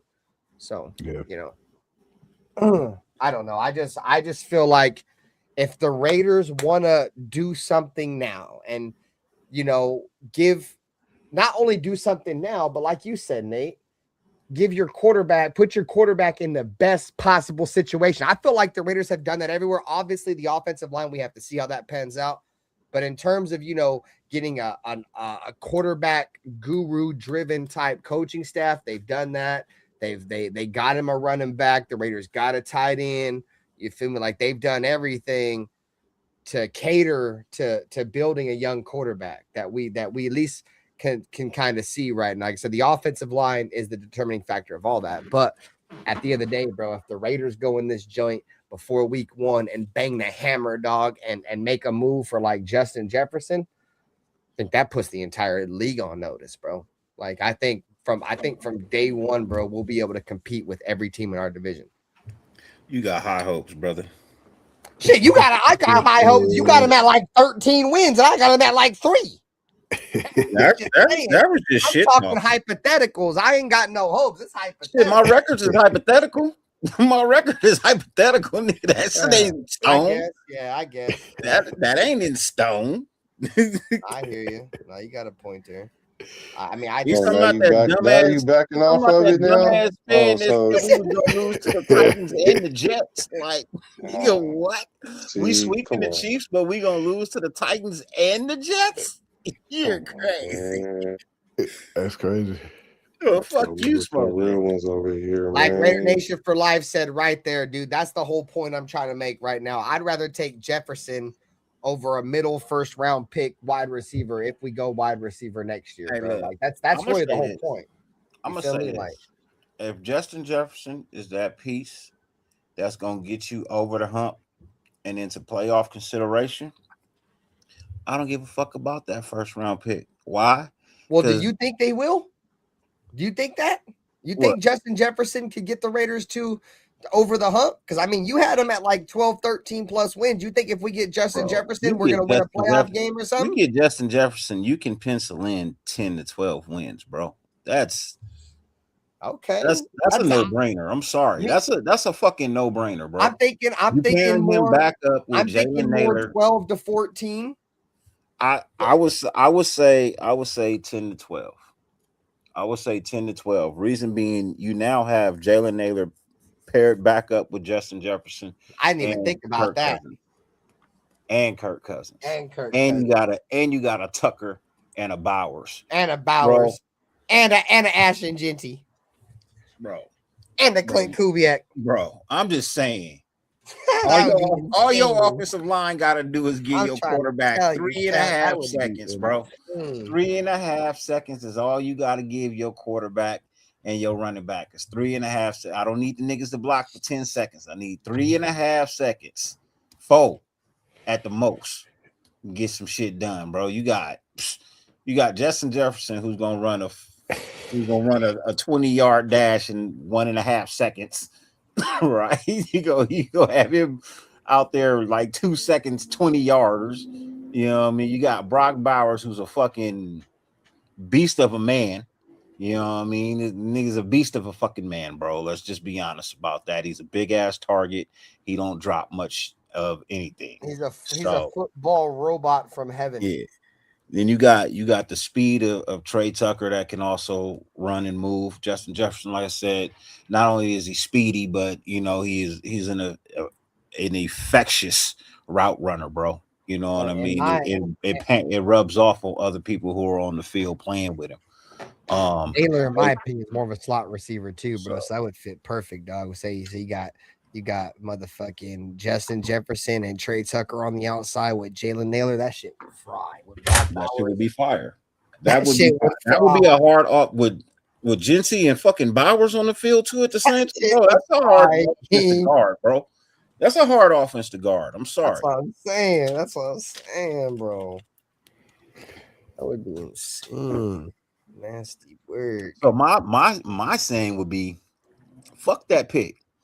If I'm trash, I'm drafting a wide receiver next year. If I'm good, You know what I mean? If I'm good, I don't fucking need a. I mean, I don't care about that pick. but Exactly. I don't need the number one. You know what I Bro, mean? I don't need in the my number opinion, one. if we're not getting old buddy Jeremiah Smith, or what's the other kid that played at Auburn? His name always slips in my mind. It's the other top 10 wide receiver that's coming out this year, bro. He's a beast, bro. If it's not neither one of those guys, I'm definitely willing to trade that first round pick for a receiver for sure. For sure. I mean, look how it's played out for the Rams, chat. Like, what Sean McVay was there, like, what was it, like his first fucking year he traded for Jalen Ramsey, or his second year? Like, they were already right off the bat with Sean McVay, fuck all these picks. We gonna come in and we don't want Sean McVay. We want him to focus on the future, but we trying to make this a winning program right now type shit. You feel me? Like, what's the mindset? If that's the mindset, bro, go for it. Fucking go for it. And in my honest opinion, I wouldn't be mad at it. And the main reason why is that stadium needs Raider fans in it. That stadium needs a home field advantage. You want to know how you can get a home field advantage? Get Justin Jefferson and have Justin Jefferson and Fernando Mendoza, Kirk Cousins, whoever the fuck it is, team them up with Jalen Naylor and Trey Tucker and Brock Bowers and Ashton Genty, bro. That offense could light up the league, and you'll have Raider fans in that bitch tomorrow.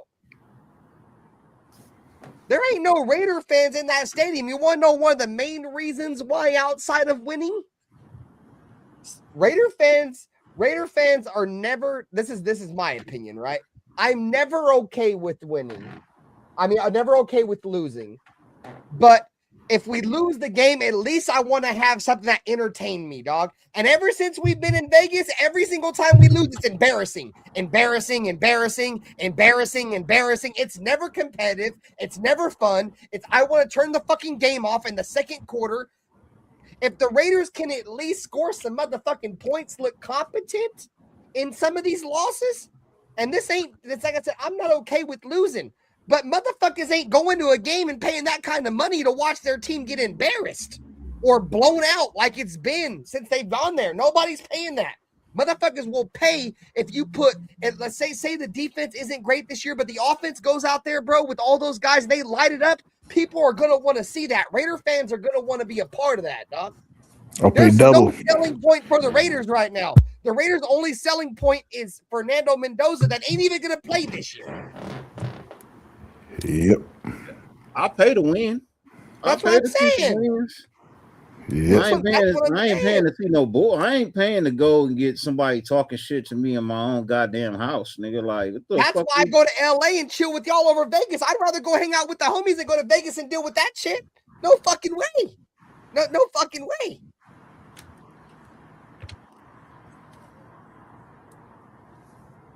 I don't know. That's just, I mean, you want Raider fans to show up. You feel me? You want other teams to stop selling out your baby. Team, Mark Davis. Make your team a winner, bro. Like, we all right now have the mindset that this is gonna be, a 2 or 3 year, I mean a 3 or 4 year plan, probably at least. You feel me? But if you're able to finagle your way into a trade with Justin Jefferson, I mean, you're not looking at an overnight turnaround, but you're definitely putting yourself in a position where you can win a lot sooner than what you probably originally thought you were gonna win. You feel me? Type shit. So yeah, I'll say I think that trade depends on if Mendoza can catch up to this offense quick enough. Because getting Justin Jefferson over here for Kirk Cousins, I feel like it sounds nice, but I think you only make that trade if Mendoza is ready right tomorrow. No, you make that trade because it makes Kirk Cousins comfortable. It makes your offense flow a little bit easier. You make that trade because your wide receivers that you have for the future need some guidance. That's why you make that trade. You know what I mean? Like it's not just quarter, you know what I mean, just quarterback. It's everything. You know what I mean? You need that greatness in the building to teach your other wide receivers how to go about getting it done. You know, yeah, I mean, like Justin Jefferson's, he doesn't have a whole lot of years left, and why would I want to waste the next 2 or 3 years playing with fucking two guys who can't? Neither one of them can stay healthy. I guarantee you, neither one of them will finish this season. They'll be the third string quarterback will be the quarterback that's starting for them the last 5 to 6 weeks of it. I mean, that's just what they. I mean, Kyler's good for what, maybe 3-4 games. You know what I mean? JJ is good for what, 4 or 5 games.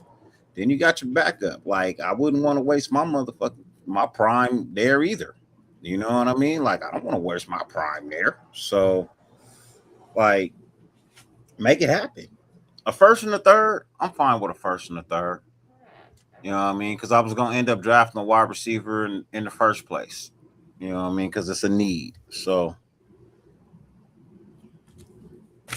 that's just my thought, though. I could be wrong. Your thoughts on that? No, yeah, definitely. But me too. Yeah, I agree. You make a point though. I just thought if Mendoza's the guy and he's ready, then you get him the weapon. But if this is a build-up year and we still have too many holes and we're still figuring out the pieces, and he's probably gonna have to clean house again next year. We'll see. I don't think you make that trade though if that's the case. Wild Turkey said, RaiderBen, would you rather be stuck in an elevator in Vegas or LA? I don't want to be stuck in an elevator at all, dude. That shit was fucking terrible. Hey, like I said, the funniest part about that whole shit is that motherfucking Anthony Provencio thought he was fucking Vegas. I'd rather be stuck in the elevator in Vegas. He thought he was Spider-Man, like he was about to crawl out that joint or something, dude. That shit was Vegas is gonna comp your room for the weekend. Yeah. For the inconvenience. LA is gonna tell you fuck off. And yep. They almost did. They pretty much did, bro. And so I went in there and complained to the actual hotel manager. They was about to say fuck off. I ain't gonna lie to you. That's what I'm saying. Like, shit, you're gonna get some comp from Vegas. You're gonna have some free money to gamble with. They gonna upgrade your room. All I know is if Spy Tech can make this happen, bro, bring him up, gang. You feel me? That Spy Tech on the phone right now, frying with the Minnesota Vikings. You feel me? Type shit. You feel me? Like, I'm trying to holla at y'all, man. I know y'all got, you feel me? Justin Jefferson, he ain't fucking with it. You feel me? Max Crosby, he ain't fucking with it neither. You feel me? But at the same time, if he want to stay, cool. But that's off the table. We talking about Jay Jettas right now for a 1 and a 3. Like, how we feeling here? And he like, fuck them picks type shit. You feel me? Fuck all them picks. I can have them joints. I'm trying to win today. Not tomorrow. Not the day after tomorrow. I'm trying to actually win like yesterday. You feel me? So he's on the phone right now chopping it up. And that's Minnesota on the other line, by the way, chat.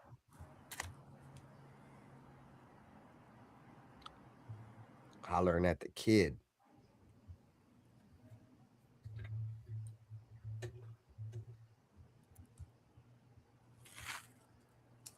How we feeling though, Black? You fucking with a Jay Jettas trade? I know you did a stream on it. How you feeling about a Jay Jettas? What up, father and son? What up with you, Geen? Well, it's like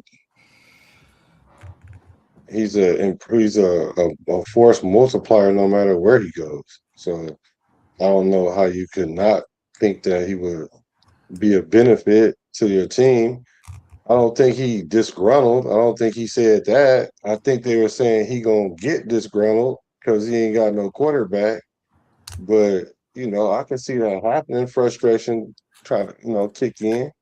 whatever. There's probably like a 1% chance that it could happen. But so you're saying there's a chance. So it might, you never know. I don't really care because it's just all fictional.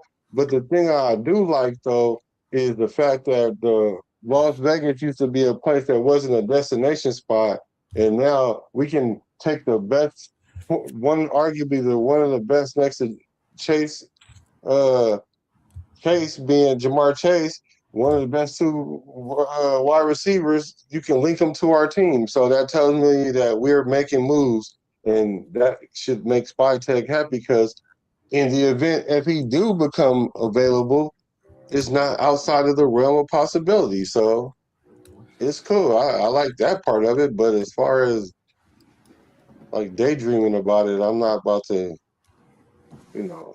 spend my day doing that. Bro, I mean, I'm gonna say this. Let me ask you guys this, and chat, you guys can chime in on this too. What's a successful off season? What's your guys's? Because mine is I don't want no drama this off season, gang. It's always drama. You feel me? Rather it be, you feel me, the Christian Wilkins shit, the Henry Ruggs shit, the Josh Jacobs shit. Every single year, bro, there's some kind of off-season shit that lingers into the regular season, bro. And it's drama, bro. And the Raiders are always tied to negative shit. And my answer to that question would be, you feel me? We ain't got no negative shit going on, bro. Everything is positive. I mean, the trade falling through with the Ravens, dog, could have made, us or the Ravens look really bad. But that shit literally, as much as I hated the answer from Max Crosby, but that shit is water under the bridge. It really is in terms of the national spectrum. You know what I'm saying? When it comes to the Raiders. So I'm glad that that's where we're at now. Like, I mean, and I don't want to speak too soon. I don't want to speak too soon on it because obviously there's, we got, what, 2 months and a week, 2 months and 10 days, give or take, till football season starts.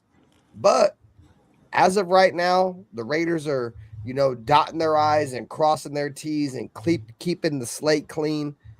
And I think that first and foremost is probably, key to us getting back to winning this year. So no kissing booths or none of that shit. No, it's all wishful thinking. It's all if and what ifs and all that, I don't know. It makes sense. It sounds like it makes sense. It could be Was it successful? That's the question. What's considered successful? Yeah, what would you consider a successful, off season? Oh, off season? Yeah. If something happens so we can make more. More what? I didn't like my joke. I didn't hear it, to be honest. I said, what'd you say? I said, you said the off season, so can they make something happen so we can do more content? Stupid. Hey, bro, if the Raiders pull something like that off, bro, I mean, my expectation. Well, we got to give it a year, though, to be honest, though, for if it's going to really, really happen, we got to give it a year because because Justin Jefferson, we never really heard of him being a problem, in the locker room and all that, right? So he's not going to make it look like he's disgruntled because it's part of his image that's going on. So what happens is last year was his worst year statistically. He still got 1,000 yards, but let him dip under that 1,000 yards. He got free reign to act however he want to, right? Then he's going to be like, look, check this out, man. I got one more year on my contract. It's time for us to talk contract. And you know what? Matter of fact, y'all saved y'all little contract. I'm going to Las Vegas. And that could happen. Like, it really could happen, but I just think it's like right now it's so far in the distance that, it's more of a pipe dream than anything. But there is a 1% chance that could happen, though.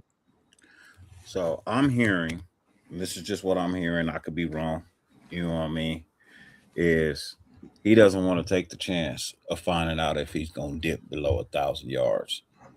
He does not have any faith in Kyler Murray at all. Zero. In fact, Kyler Murray came out, started OTAs. His first 2 throws were interceptions. His first 2 throws were picks. I personally said Kyler Murray was going to be a bust when he got drafted. I meant it. I'm standing by it. You can't make me change my mind about it. And now this future Hall of Fame wide receiver is seeing the same damn thing. And no, I'm not gonna go out there and fucking get killed for no reason. Why? Put my career on the line for your short ass that can't fucking play? I'm good. I want out. And I want out now. I'm gonna just do it the nicest way possible. Hey, that's the same shit that Devontae Adams said on the wide receiver documentary, bro.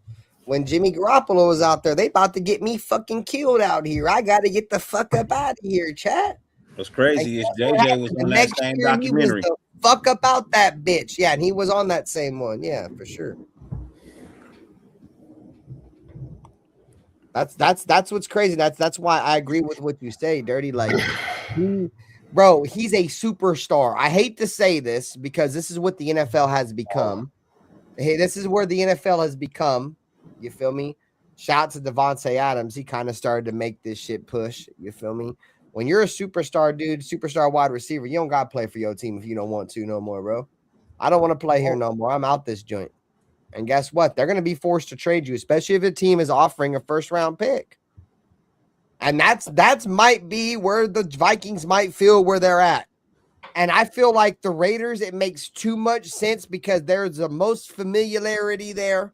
You feel me? Unless he wants to go to a win-now team. Now, that would make sense as well. But what kind of win-now team are the Minnesota Vikings are good? You think the Minnesota Vikings are going to want, a New England Patriots pick or, a Bills pick or one of these teams that's going to be, at the in the pinnacle of football right at the end, right? Or would you want a Raiders pick where we're not expected to be very good? Almost like, you feel me, like when we traded Khalil Mack to the Bears, we traded Khalil Mack to the Bears with the expectation that the Bears weren't going to be very good. So that's the point I'm trying to make. You feel me? And I just feel like it makes logical sense. There's obviously a connection there with Clint Kubiak, in Minnesota with Justin Jefferson. And, on top of Clint Kubiak not only being a quarterback guru and an offensive coordinator, you go back to his time in college, he was a wide receiver coach. So he's got a keen eye, and a way to develop wide receivers. I mean, Jackson Smith and Jigba, let's check this out, chat. Look at Jackson Smith and Jigba's 2024 stats, and look at his 2025 stats. I'm not saying Jackson Smith and Jigba is a terrible wide receiver. I'm just saying he wasn't the same wide receiver he is with Clint Kubiak, for sure. For sure. And I think Justin Jefferson may look at it like, bro, I can go over there and possibly break records. I mean, I've seen Brock Bowers break records with the worst quarterback situation and the worst overall team situation. Why would I not want to go play for my own coach who just had Jackson Smith and Jigba, the offensive player of the year? There's just so much sense into it, bro. I mean, it's a lot of hope. So I hope it happens. But there's a lot of, shit you could throw in there that could be like, man, this could be a realistic possibility. I'm all right at all. All right. Bro, it's a lot of hopium again. That's all we got. Shit. That's all we can live with in the off season. You guys know, I'll be more positive once we put the pads on. I hear some thumping and. Hey, congratulations, J-Dog. Some good things, but as a personal trainer, that's what's up, gang. Right now, after last year's performance with a lot of the same guys, I don't have a lot of enthusiasm for. You don't need your 10 wins no more? Yeah, I need all that shit. That's what I'm saying. I'm feeding. I fucking. I want more. More. Feed it into my veins. Feed it to my 10 veins. minimum, yeah. So Get to can the- I? get Let to me the ask y'all playoffs. your opinion of something though. Before you take it left and run with it, I'm not saying that there's no difference with being with Clint Kubiak, because obviously it was a difference. But Jackson Smith and Jigma he was trending to be a boy already. Like No, it's I'm not not. like I'm he, not saying he wasn't for sure.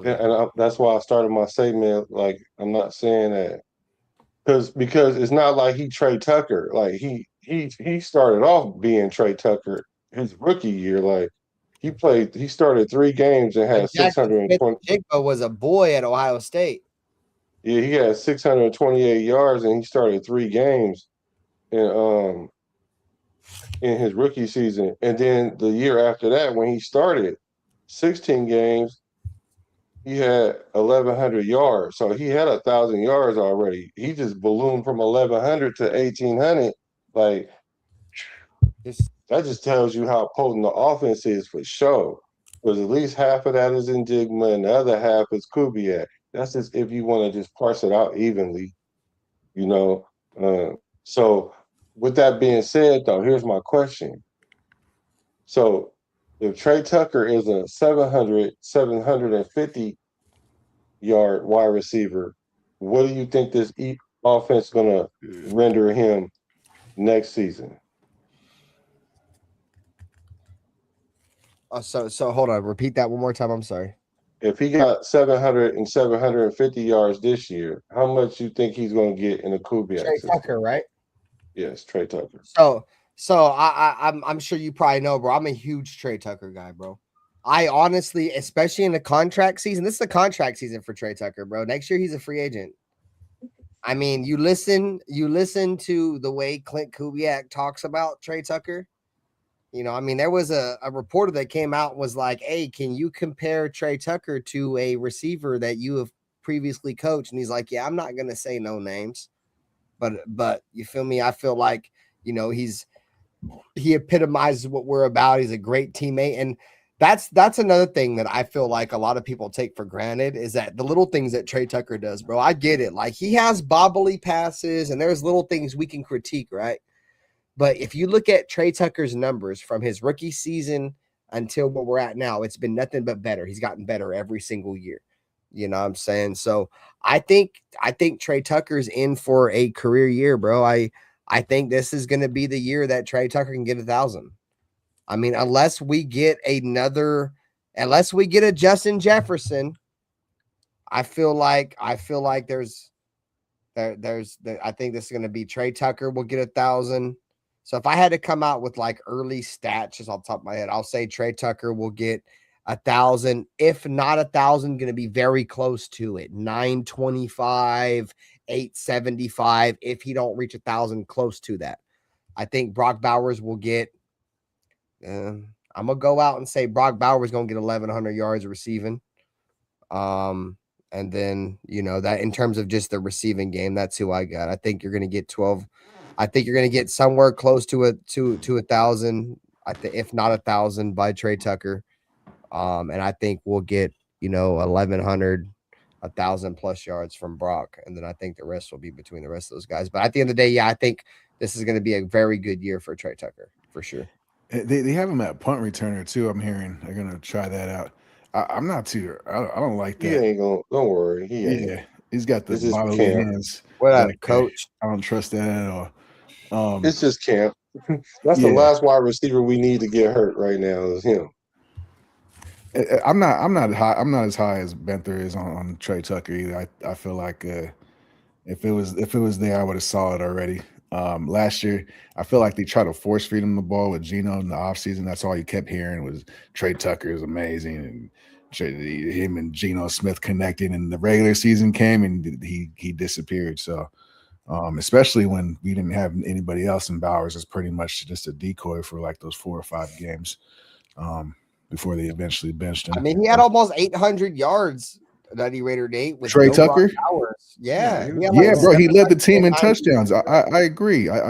Before we kind of forced him the ball, but I didn't see enough, bro. That's my point. Like No, I feel you. we didn't win the We didn't have games. time to throw the ball. Trey Tucker was on that team that scored 63 points that on the Chargers record, and Aiden O'Connell was the quarterback, by the way. No, I think Brock Bowers gonna have like 1,500 yards. God damn, I like that, bro. Now that I think about it, if Jameson had 1,700 yards, right? Well, 1,800 yards, right? Who did? Jackson Smith and Jigma.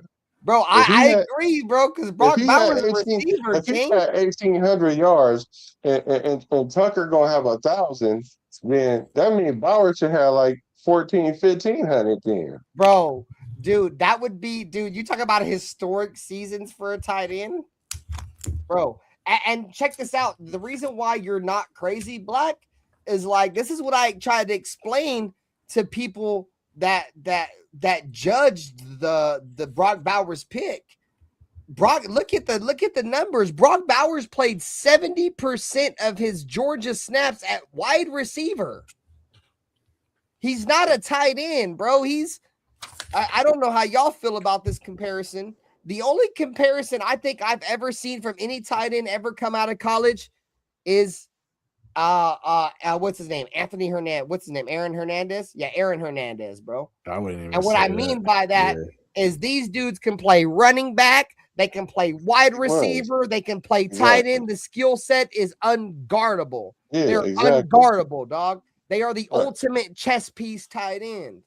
And that's what Raiders fans didn't realize, bro. But now they're starting to realize. I love that you said that, because I think he can get 12 to 1,400 because he's a wide receiver. He's not a fucking tight end. He can get 1,200. He can get 1,200. The thing about it is, Kubiak is going to scheme him open so crazy. I'm telling y'all, Aaron Bowers going to be lining up in the backfield sometimes. I'm telling y'all, he about to. I know it. I promise you. I didn't know Jackson Smith and Jigma had 1,800 yards. Because if I knew that, I would be like, Bowers for sure gonna get 12 of them. So he gonna get like 1,500, like 1,400. Because really, it's gonna be times Bowers is gonna be running up and down the field like he ain't got no sense. that part, dog. People just in the new offense. People don't realize how I love y'all boys, and I'm not knocking your fucking football knowledge at all, but he is different. Like, teams bracket him, dude, and he still scores 2 touchdowns, bro. I seen it firsthand. NuttyRaiderNate, we were at the game in LA. Bro, all the Raiders had in that game was Brock Bowers, bro, and he's scooping one-handed touchdowns off the ground in double coverage, bro. He had 2 of them joints. Like, he's unguardable. He is the next Travis Kelce, Rob Gronkowski. He is that person, bro. He's a security blanket for sure, especially in the new offense. I can't stress that enough. I don't think people, are gonna. You're right. It's a whole new offense, and y'all think that you can just double Brock, and you don't think Kubiak is gonna make you get out of that double team. You just think you're gonna put 2 people on Brock all game, and then you ain't gonna get your butthole ripped open by somebody else. That's what you thinking? Because if they matter of fact, if they do that, if they just bracket Bowers all season, right? Yeah, we gonna win we for sure gonna win like 8 games, for sure.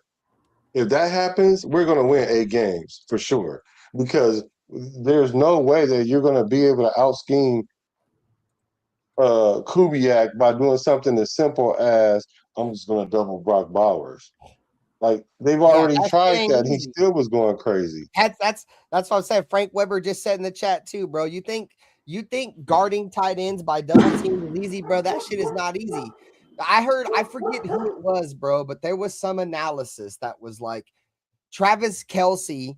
And you guys know this as Raider fans, dude. He would just be running wide open, and we know why, bro. Like, we were double teaming him and everything, bro. But he's that good. That's how good Brock Bowers is, bro. We've seen it. He gets bracketed. Y'all just don't think he's bracketed because y'all don't see the game pre-snap or whatever, bro. They are trying their hardest to double team this man. This man knows everything. He knows catch situations, leverages. This dude knows fucking everything, bro. Like, there's different players, bro.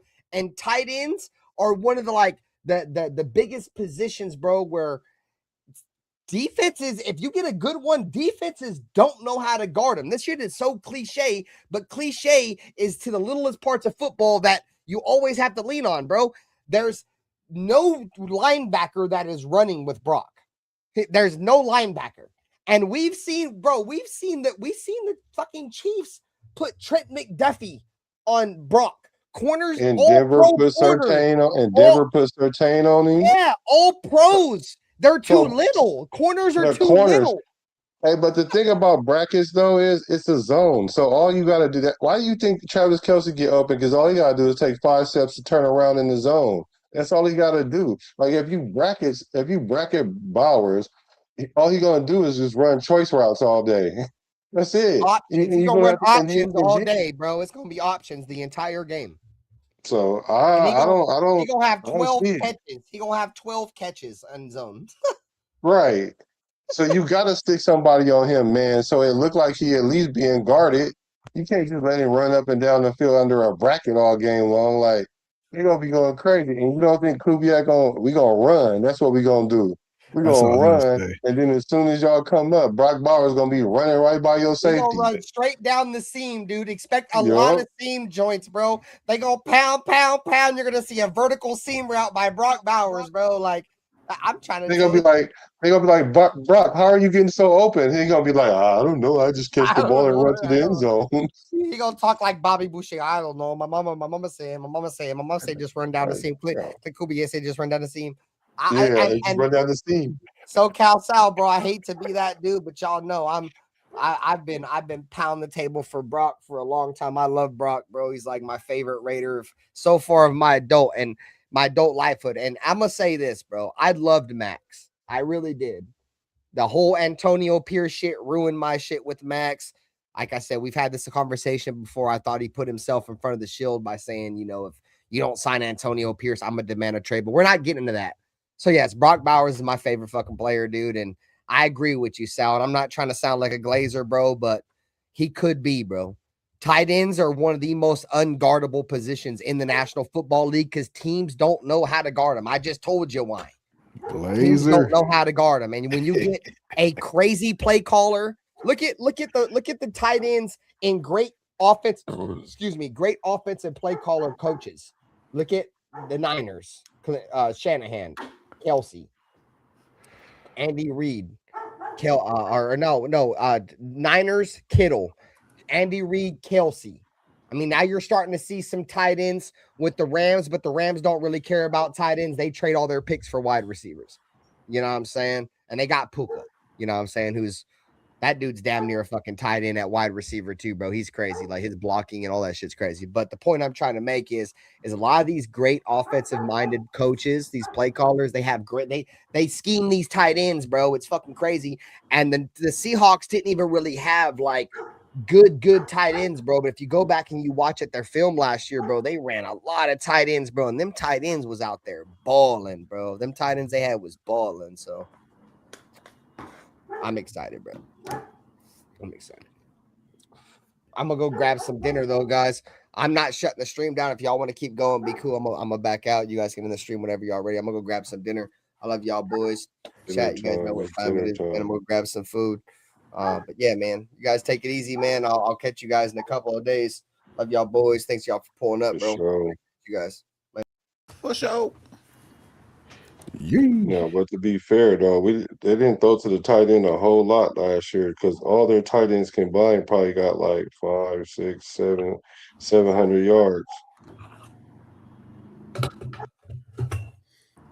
Yeah, no, it's different with Brock Bowers though. It's different when you got a tight end that's worth throwing the ball to versus 3 guys that you gotta kind of spread it around and hope that they get it right. So yeah,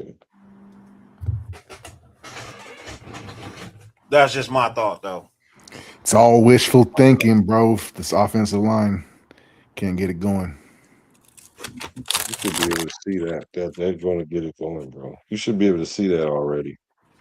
What they haven't put pads on? What do you mean see it, bro? And after last year, they were the last in the league. Let me tell you how. So you telling me you don't know how Tyler Linderbaum going to play next year? I don't know. You don't have no idea. In a new offense on the other side of the country. I don't care. I don't care what team he play on. You telling me you don't have an idea how well he's going to play? He's an upgrade from what we were doing. Yeah, I see that, but yeah, you can see you can tell how some players are going to play. Put the pads on, bro. Fuck that. You can't. It ain't gonna make no difference. He's the same guy. Fuck, just like you don't know what Colton Miller. You know if Colton Miller don't get hurt, you know how he's going to play. Just like you know if JPJ don't get hurt, you know how he's going to play. I don't know how fucking Linderbaum's going to play. I don't know how you don't know how he's going to play. If Linderbaum is so great, it's nothing to even worry about. See, that's the problem. You don't think that he's great, and so you're worried. I know for a fact that he's one of the greatest centers in the NFL right now. I don't need to worry about it. There are a lot of players in Baltimore on that offensive line that were shit, but he made them look good. He made them a little bit better. So I feel like he'll bring that here. He's not gonna play down to the level of his teammates. He's gonna make them come up to his level. So for me, I'm not worried about a Tyler Linderbaum. For what? Nigga, get on his level or get off the fucking team. Even Kubiak coaches sub-average players and make them play as a unit very good. As a unit, like sub-average players. Like I'm talking about, like out of the 5 of them, like 3 of them is sub-average. Like if you would never pick them to be on your line. Like you would never go get this guy. But he somehow knows how to coach them and scheme them where as a unit, even if an injured guy comes, one gets injured and one comes in, as a unit, he knows how to get the best out of them as a unit.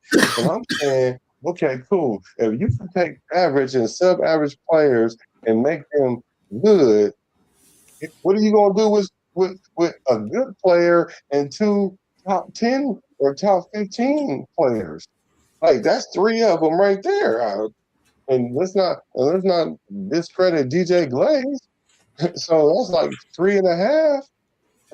So DJ Glaze, bro, DJ Glaze finished like bottom of the league last year. Oh, he still. We do this every week now. But you to put him on the pedestal like that, bro, it's crazy, bro. He's not. Our whole offensive line was at the bottom. So you telling me that we're going to be specifically last year? He was specifically in the bottom of the league for giving up set, but yeah.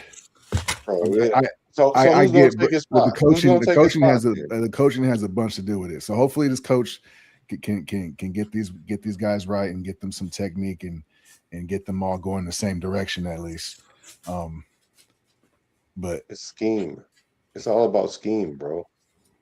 You ain't got to coach them up to be better players than they are. You just got to scheme them right. Of course, it helps if you make them better and develop them, but who's trying to develop DJ Glaze in year 4? He needs to develop himself at this point. But in the meantime, we got to use what he does best. And he's a concern of mine too. But I'm like, who are we going to replace him with? Who do we replace him with?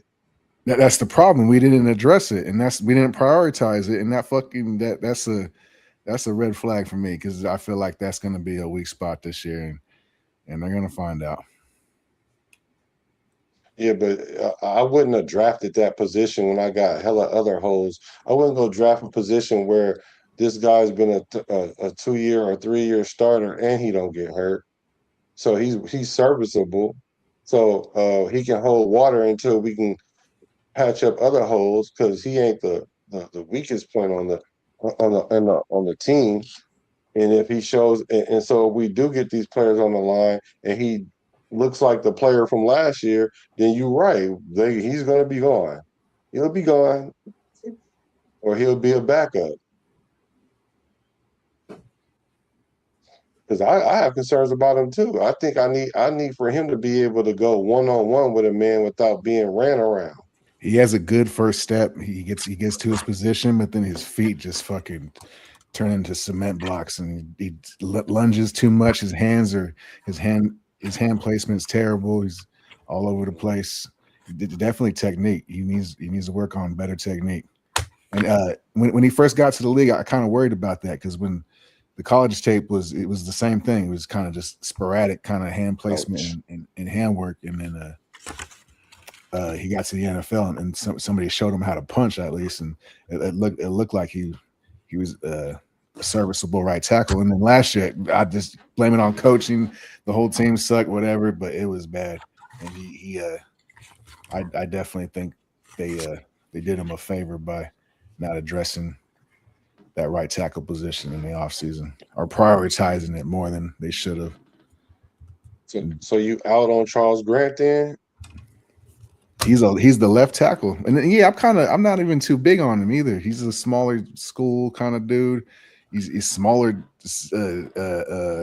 stature and in general. I just unless he comes out and just turns into a dog, I just the little bit I saw last year, I didn't see enough dog at least. He barely weighed 300. Like he's a smaller guy. He's a pup. He's a little pup, and got to put some weight on. So we're ways out for him at least to develop, and that's what you get for when you go to the smaller schools to try to hit. It's a gamble, pretty much. So he could be serviceable, and that it could be a good investment long term. But right now he's not ready.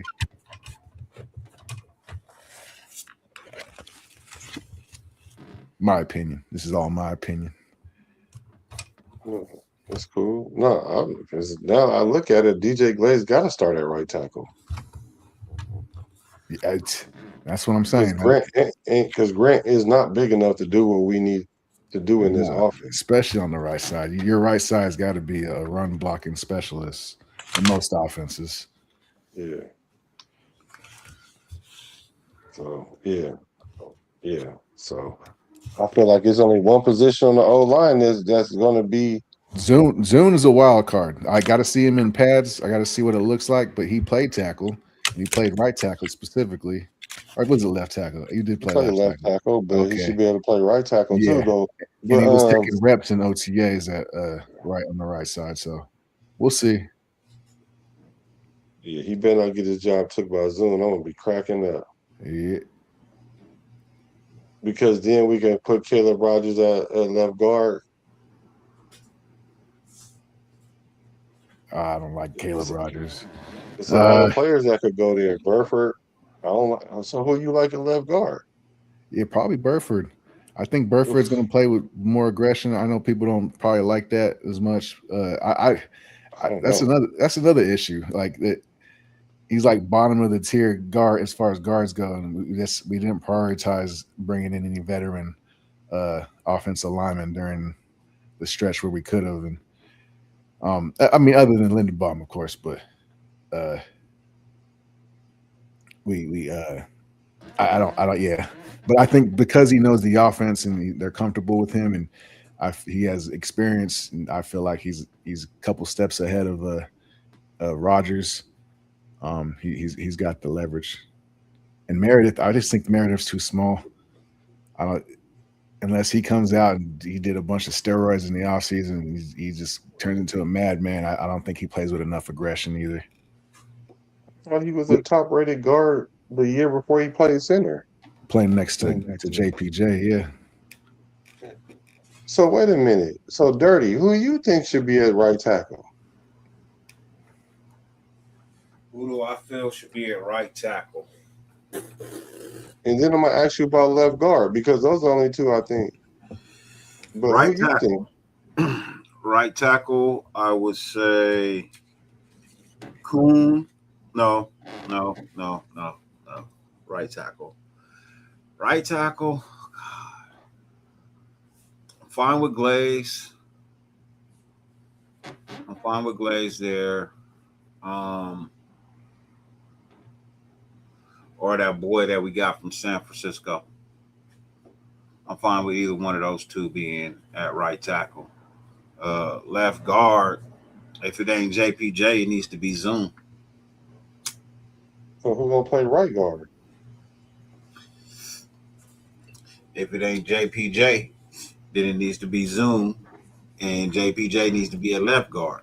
If it's not gonna be those two, if Zoom's gonna play right guard and nobody's at left guard right now, fuck it, take a chance on Caleb Rogers. And if that ain't panning out, fuck it, go make a trade for a fucking left tackle, for a left guard. This gonna be interesting. That's gonna be interesting. You see, so we got Colton. I ain't been doing no content for a couple of weeks now, so I got a lot of knowledge stored up, but just dropping it real quick, like.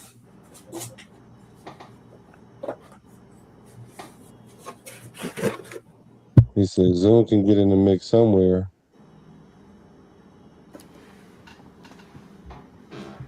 What's this say? Raider, who is this? Well, Raider P says wouldn't hurt to sign at least one more proven free agent at the O-line. On the O-line, injuries cannot be replaced with an inexperienced player. Yeah. Well, what's going to happen is that's when Zoom's probably going to get in the mix. Unless he just outright wins a spot in camp. Which I don't know. I don't know. I think they're gonna go with Burford, like you said, because he's familiar with stuff. Yeah, he plays aggressive too. I like him in the run, not so much in the pass. He misses some blocks. He keeps his head down. I don't know what it is. I know, but that's the problem because Linderbaum is terrible. I won't say terrible, but he definitely ain't good at all in the pass blocking. Yeah, that is his Achilles heel. He's not terrible with pass blocking, bro. He rates above 66%. That's not bad. Yeah, but what are you in a run block though? Like not damn near 90. Yeah, but you got to also remember he's coming from Baltimore, a team that didn't throw the ball. They did a lot of running. Your numbers are going to look bad when Lamar don't sit in the pocket. Runs. Even when it's a pass play design, fucking Lamar Jackson runs the goddamn ball. Runs into pressure. So you got to take that into accountability. You know what I mean? The only reason why his grade for passing rate so low is because he came from a running team. Okay, I can agree with that. So let's say it's more like 75, right? Yeah. Let's say it's more like 75. I don't have an issue with him. It's not him that I have an issue with because I'm just saying if Burford is next to him and Burford is like a 65, that's the gap they about to run through. They're not about to run through JPJ side. They're gonna run through Burford side. And when it comes to Burford, I feel like a lot of his shit came from the decreasing of what Frisco's firepower actually is. You know what I mean? Like I think they got plagued with a shitload of injuries. You know what I mean? And I feel like he's a better player than what some people are giving credit for. So those three in the interior, Linderbaum, JPJ, and Bufford, I think is a major upgrade from what we were doing last year. We'll be able to run. I like Bufford's aggression in the run game, and then Linderbaum is definitely a all pro. So what about Glaze? Is he more of a run?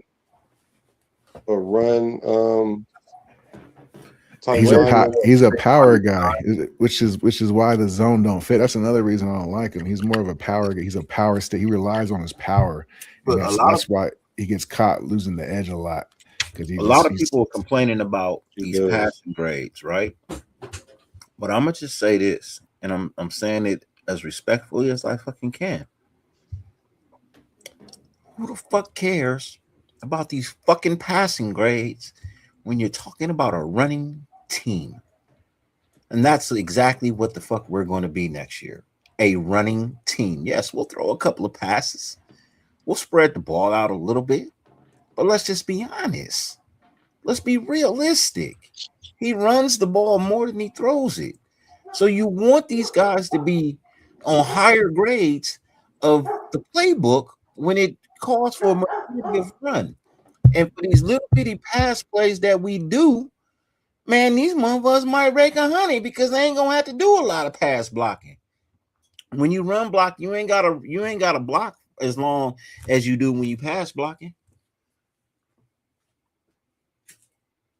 Okay, I'm gonna answer this as respectfully as I can. I just want to say that. Well, it matters only in the sense of not only, but majority in the sense of when it's 3rd and long or 3rd and 6. When it's an obvious passing down, then I need you to pass block. And if you just scared to pass block or you're not familiar with pass blocking, then we're not gonna convert on 3rd down a lot unless we're in 3rd and short situations where we might run it like 3rd and 4 or something like that.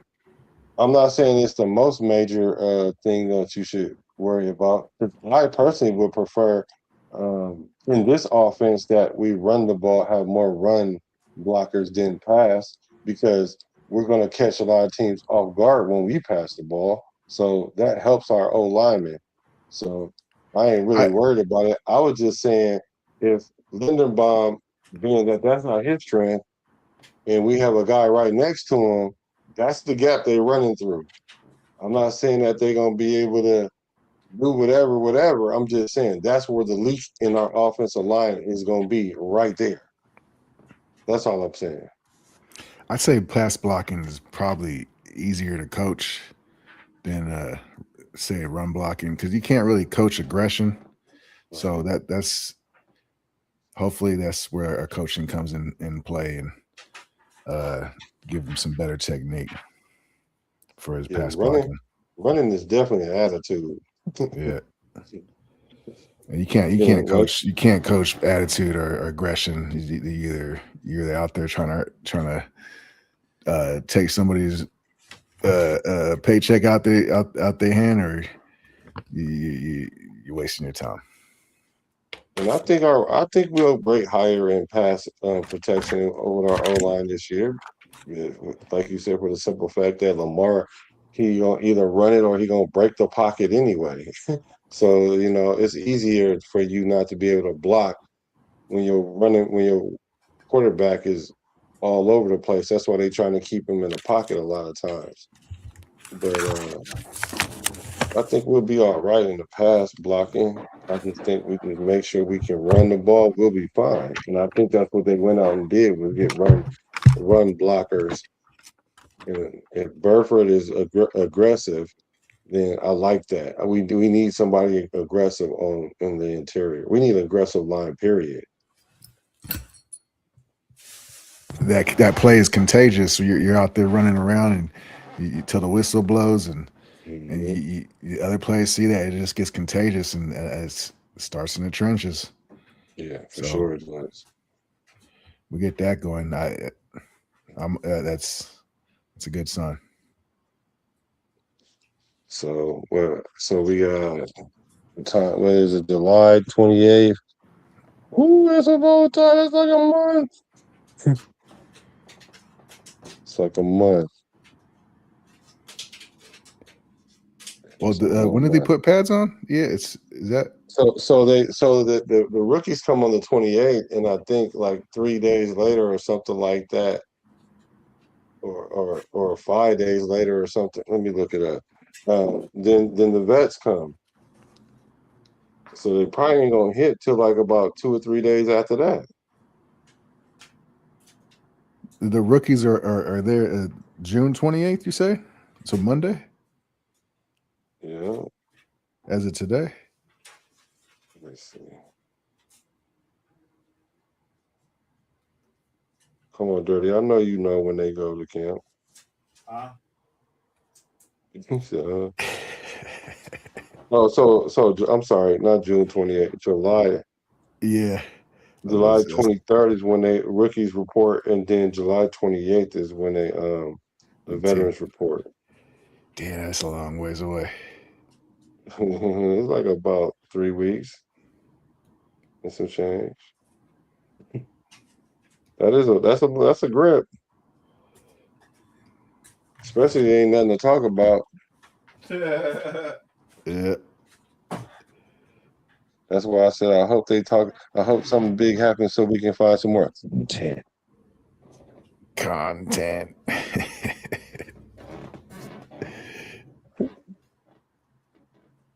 Let's see what y'all. Let me see. We still got 20 in the building.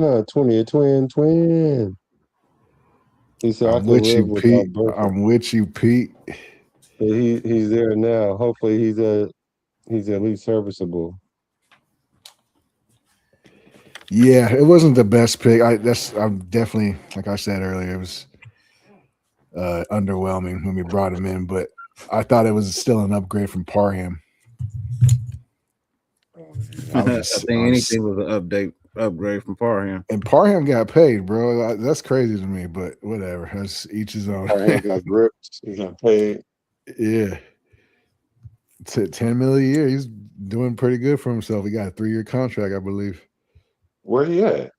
The Jets. Oh wow, with Gino. He was with Gino and the Jets. Oh shit. We talked about Gino and his little mishap. He been there since we waived him. Oh really? We waived him? Yeah, we waived him. We didn't even trade him. We could have got some draft capital from them. We got draft capital from nobody Gino. wanted. Nobody was taking him. They picked his ass up in like free agency. Yeah, he still got a bag. I'm surprised he even got that, or because he's serviceable. He stays in front of his guy, but he just gets knocked back, bro. He's too light in the ass. He doesn't. He's missing that aggression as well, and I was sick of it. Yeah, you gotta have that aggression. I'm sorry. The O-line, I'm talking about. He ain't gotta be like an angry type guy, but when he in the trenches, you can't. It's controlled chaos. It's controlled chaos. You got to be out there just a fucking psycho, like. But you get contained. But you're playing the mind games out there, especially defensive linemen. They love to run their mouth, so you got to be. Because they get the attack all game. Yeah, you got to think about the play. You got to think about your step. You got to think about the snap count. There's shit going on down there. Yeah, if they shift, then you got to change your assignment. All kind of crazy stuff. They just lining up and trying to find a gap to run through. Yep, and then they'll just be talking their ear off and just trying to throw you off, and you just got to be able to block it out. Yeah, that trench warfare, crazy boy. They be going through it. Hell yeah. For real though. But I think our line gonna be cool. I'll tell you, I'm not worried about our line. I'm not. Because I know we wasn't that far off last year. We just was scheming wrong and our alignments was terrible. This was a lot going on in that. They were watching film on YouTube, bro, and the coach wasn't even conducting the meetings. It was bad. I just more sabotage, like 3 years in a row, bro. I don't know how we bounced back from the McDaniels, from the Pete Carroll, even like, bro, this is not right away. I feel like we're gonna have to let it breathe this year. Like, I'm not expecting success right away, but we'll see. We'll see. See, the problem is you can get success right away and then get trashed the following year. You know what I mean? I don't want that. So, I mean, if we gonna talk about winning now, then show me that you winning, that you want to win now, man. Go get Jettis. Get me some motherfucking talent, bro. Sign a right tackle. Yeah, you gotta give him a couple drafts. I'm talking about with the new coach. Give him one more draft and then start being like, all right, we need this now, because the next year we should get probably like, well, depending on how our D tackles play, but we should probably be doing that. Probably go get a wide receiver. Probably get some linebackers. That's what we Those are our needs.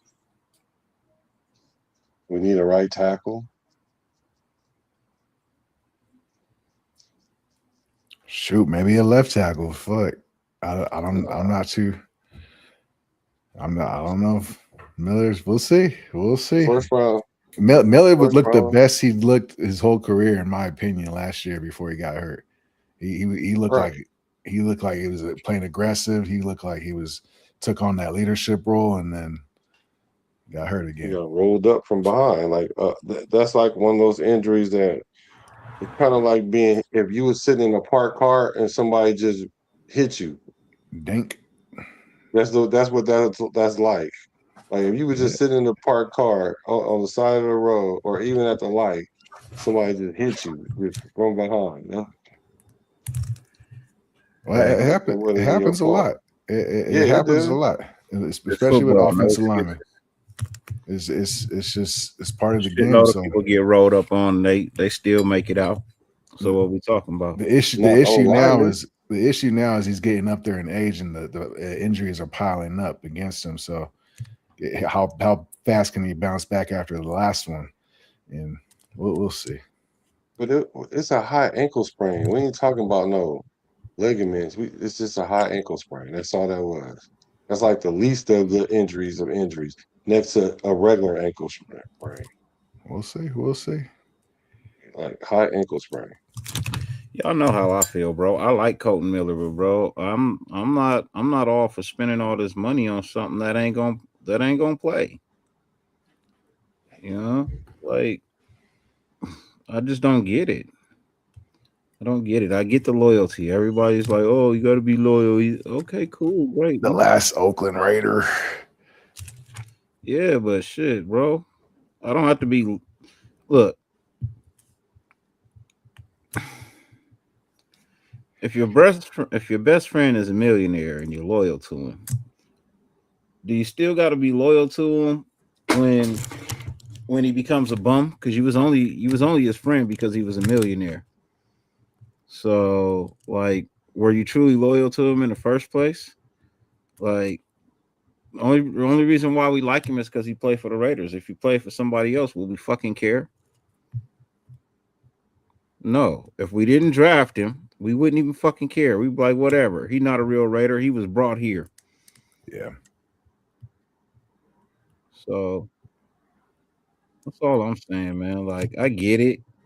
Like I say, man, time passes everybody by. You know what I mean?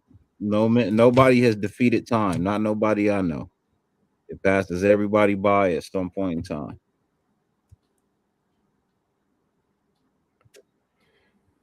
It takes longer to recover. The older you get. Oh yeah. Yeah. Believe me, I know. I'm spending buku bucks right now trying to fucking get back to just give me 6 years ago, bro. I don't even need to be back in my 20s. Just give me my back from 6 years ago. Nigga, my back 6 years ago was great. Yeah. My back now? Shit. Them stem cells, bro, go down to Mexico. Nigga can't walk a flight of steps without my fucking hips hurting. I pinched my nerve last week, bro, in my left side.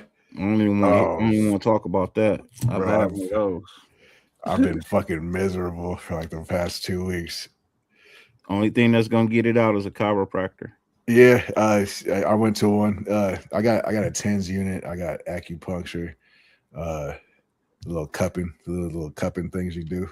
Yeah, the infrared beams, whatever. Yeah, I'm trying.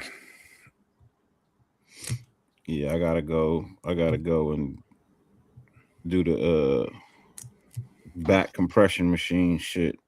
The shit pull. They strap you in like a fucking roller coaster, and that shit pull on your stretch you out. Yeah. Pause. Wow. I don't pause. I go full force. Fuck, you right? Oh wow. People say he don't pause, he go full first. Usually I don't play that game, but sometimes Me neither. I'll catch Sometimes myself. it do sound weird. Yeah, I'm like, Sometimes you hold gotta on. say it. These youngsters listening to me think some weird shit. Like, hold on. Yeah, some things do sound a whole lot like. I'm gonna just say this. I'm gonna say this, man, and I say this with all due respect to everybody, bro. If I say something and your mind immediately goes gay, you're the gay one. Yeah, that's what I thought was. Yeah, you're like, not me. Why you go there for, bro? Yep. Why your mind go gay? Stop watching all this goddamn fake ass TV. Gay, though. Just some saying. things do sound egregiously bro. gay. But for the most part, I agree with you. Like, why would your mind think that like that? But if we're like talking football, like you got to be able to separate it. And I don't know. If I'm talking at all, I'm not gay, so don't think I'm saying some crazy shit. All right, it's disrespectful. I'm it's with rude. you, bro. Yeah, it's rude. I don't like to play that game. Shit, Look, I can't even go to a Dodger game and enjoy my favorite thing at a Dodger game, which is a goddamn Dodger dog. Motherfuckers is yo. I don't care about that. I'm with you on that. Extra mustard. Take a picture of me eating this motherfucking hot dog all you want to, nigga. I'm gonna enjoy this bitch. No, you gotta break it up now and eat it. Okay. No, nigga, like a banana. Yeah, like a banana. Hey, look, I love bananas. I need the potassium. Yeah. Hey, look, I'm not with all this. I'm making it new, bro. New era these days, man. It's a new year. Told y'all I'm coming back. The same old niggas coming back, bro. I ain't with all the pause and shit. I ain't gay, so don't think I say some gay shit. If you do think I'm saying some gay shit, that's because you gay. And you got gay tendencies. And you want to explore your gay tendencies mentally. I'm not saying physically, but mentally, you fantasize about some gay shit. That boy That's said why you are emotionally gay. He said you're emotionally gay. You're emotionally gay. I would tell somebody that I'm like, hey, you emotionally gay. I would be like, just don't let it come physically, because it starts in the emotion though, so that means you vicarious. Emotionally and mentally gay. You're just not physically gay. He said you're mentally gay. You one step away. Yeah, you one slip away. You on the verge of being turned out. You one jail cell away from being gay.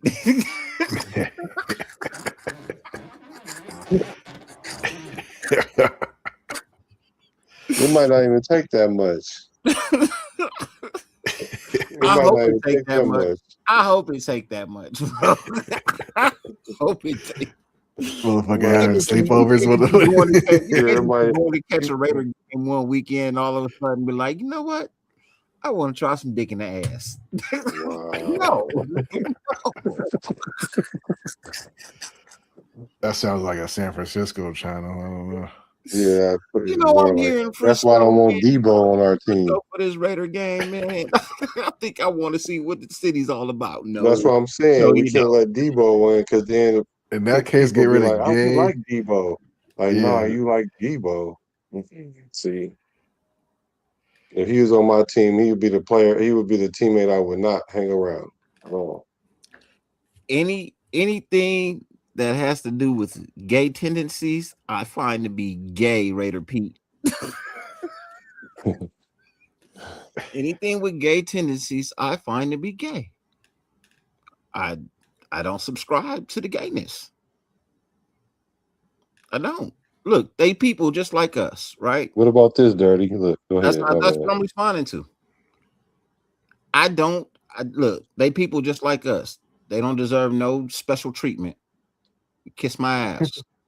All right. You bleed just like me. You die just like me. You pay taxes just like me. A lot of y'all struggle just like me. You regular folk with a little something different about you. I'm not giving you no fucking special treatment. Fuck you. You want to treatment. be treated normal? I'ma treat you motherfucking normal. What kind of special? Yeah. Yeah. With you Mama on name him Clay. I'ma call him I'm gonna Clay. name him Clay. Yeah. I'm gonna call him Clay. Does mama name him Clay? I'ma call him Clay. Mm-hmm. That's right. Man. I do like I brought this up last week. The Raiders are like one of 9 teams that didn't celebrate the Gay Pride Month thing, or they didn't acknowledge it. Shout out to the Raiders. I like that. We don't have to acknowledge it. We created it. Why we gotta acknowledge it? We created it. Oh no. With Carl Nassib. Oh no. that Bro, that was, believe it or not, that was the first year the NFL started celebrating it. Yeah. And we were one of the only 3 teams doing it. We anchored it in on fuck. That's why I'm fucking one thing I want to forget. What that tells me is all the teams that participated in it got a gay player. And they know it. That's one way to look at it, huh? Yeah, we don't have one that we know of. So we didn't celebrate it. If it was anybody on the team, who you think it's gonna be? No, don't do that. I'm just talking. Gay, Matt Gay. Matt A with the G being silent. You know who I think it is. Oh, here we go. That nigga's pictures were a little suspect. Oh, don't do him like that. That was just part of the humiliation ritual. I saw the Michael Jackson movie. Yeah, Mendoza don't get no bitches. That's here we go. Yeah. We'll see. I don't know. We'll see. Hey, look. If he can't get that now, he never will. Yeah. I'm just saying. It didn't work well for AC Green.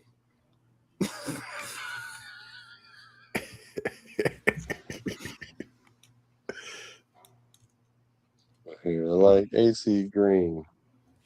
Bitch, don't call here anymore. Hey, look, I'm just saying, you can't be no 41-year-old virgin in the NFL, man. Wow. Hey, I'm proud of him from he ain't lost his virginity. All that. He doing the Tim Tebow? Nah, he just goofy, bro. Oh, yeah. He just goofy, bro. That's all. I feel like part of that too, though, is his mama's, on her way out, damn near, and that's even more reason to have a girlfriend, somebody who met your mom and got the stamp of the approval. Yeah. You know what I mean? I'm saying, I'm sure his boyfriend met his mom, keeping her happy. You know what?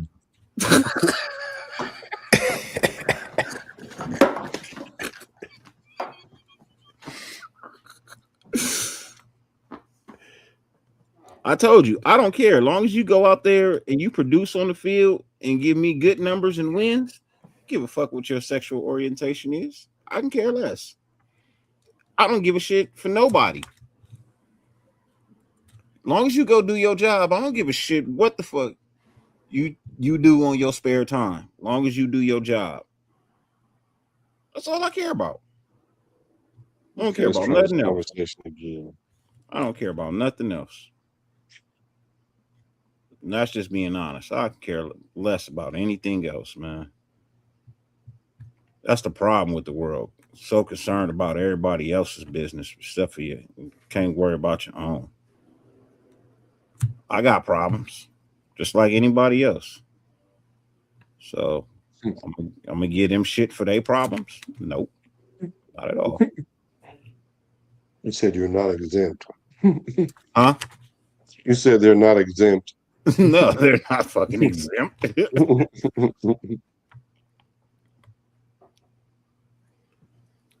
I actually voted for gay marriage to be legalized. Why? because I wanted them motherfuckers to get married and divorced just like regular fucking people. I want you to feel what it feels like to lose half your shit since you want to be a part of this crew. I want you to feel like what it's gonna feel to lose half your shit in a divorce. That's why. Y'all just separate and go your separate ways and everybody living all happy, go lucky. That always kind of confused me. Like you wanted to like solidify your gay love in front of God. Like what? That's I don't know. Most churches don't do it. It's usually justice of the peace. It's not a lot of pastors and things that'll do it. It's more justice of the peace doing it. I'm for it, them doing what they want to do, and if whatever they. But at the same time, like why? Yeah. I just want you to lose half your shit in a divorce. I want you to be equal. You want to feel equal? Well, here's the equality. I don't even care that much. You're gonna lose half your shit. You said, "Why should y'all get off easy?" He's like, "Why should y'all get off easy? The rest of us don't. Come on." Exactly. Why should you get off easy? So you gonna pay some alimony till your man finds some better dick than what you got. So you gonna feel like I did when I got divorced. My wife divorced me, found some. I guess. Oh no, she's still single. So I guess there ain't no better. But still, you know. Dang, for real. Yeah, she's still single. My ex-wife's still single. Yeah. Dang. It's been 16 years. She's still single. My boss said maybe it wasn't you, huh? Oh, I know it wasn't me. I know for a fact it wasn't me. Some people you just, they are who they are. It is what it is. They want to be independent. You can't change them. You can't change them.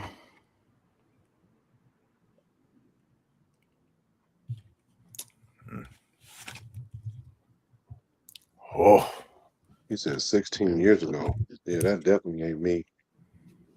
That's a you thing. She's had boyfriends or whatnot in that time frame. Yeah, of course. But no, she ain't got married again. Yeah. Max for Jay Jetta's straight up trade. Negative. I don't know if the Vikings would think that's a fair one. I'd do it in a heartbeat, but I don't think the Vikings would buy into that. We have to give up something. Max is an injury prone. We can give them AOC and Max. Yeah. AOC might be their best quarterback if that's the case. He would be their best quarterback. He ain't better than Kyler Murray. Stop. The GOAT. He's already got like 2 feet on him. He do got like 2 feet on him, though. He might go in the whole quarterback room and intimidate all of them. Yeah. Kyler Murray going to practice like, give me my little brother ball back. He said, well, give my little brother ball back. Blessings to you, JT. What's good with you, brother? I got a lot of balls. I got enough money to get a lot of balls. A first round and a second. Nah, that's kind of high for a wide receiver. His price tag is a first and a third. That's his price tag right now. So, I'm not venturing past that. First and a third. If you want two number twos, I can give you that. But yeah, I give you 2 number 2. I split it 2 number 2s. Yeah. But like I said, if Justin Jefferson come here and puts me in the playoffs, that first round pick don't mean shit next year because it ain't where I wanted it to be. I was gonna draft a wide receiver, but I don't need one. So that pick don't mean shit to me now. And plus, no wide receiver you're gonna get in the draft gonna be better than Jefferson. So no, it would only make sense. It would only make sense to use that first round pick even like the first and maybe even a second round pick, but let's just keep it lit like a first and a third. I can live with that. Essentially, you're just giving up a third. I think there's like 2 or 3 wide receivers that could. I don't know if they're better than Jefferson, of course, but they're definitely on that tier where if you could get him at their rookie contract, that would be more advantageous. But yeah, but if I can get instant production right now versus taking a gamble, I'll do that all day. Yeah, and you put Jefferson on the field, the defense gotta. They like, how we gonna keep up with Bowers and Jefferson, and then if neither one of them get the ball, Genty come running by you, running through you, running around you. Like that would be crazy. That'd be hard to game plan. And then Tucker can go back to being a little slot receiver. That, you know what I'm saying? And he ain't gotta be the. No, you put Jalen Naylor. You put Naylor in the slot. You let Tucker be that outside speed. Yeah, you got to keep him on the outside. Yeah, but that's easy to guard. That's easier to guard, though. Yeah, but if I gotta send my corner underneath on Tucker and gotta send my safety over the top, that opens up for somebody else. You know what I mean? Like, there's not a lot of corners that can even run with Justin Tucker. I mean, that can run with Tucker in the first place. You know what I mean? So if you got Justin Jefferson on one side, who you gonna double, Tucker or Jefferson? Exactly. So now you're leaving Tucker one-on-one with somebody who can't even run with him. Like, and then you got Naylor too. Oh, Justin, you said Jefferson or Tucker? That's what you said? Huh? You said who would I double? You said Jefferson or Tucker? Yeah. Oh, okay. Yeah, I thought you said something else because I said neither one of them. But yeah, sure, right. Jefferson. Jefferson. Right. So that leaves Tucker one-on-one, right? And then you got to worry about Naylor. You got to worry about Bowers. Like, that's a lot to worry about. So you, at that point, you can't even double team Jefferson. Not too many times. So, I mean, you bring in a Justin Jefferson, you instantly can relax with Trey Tucker not being your number one.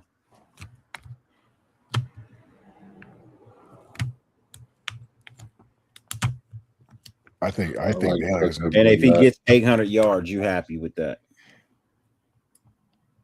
Because you know for a fact Justin Jefferson gonna have at least 1,500.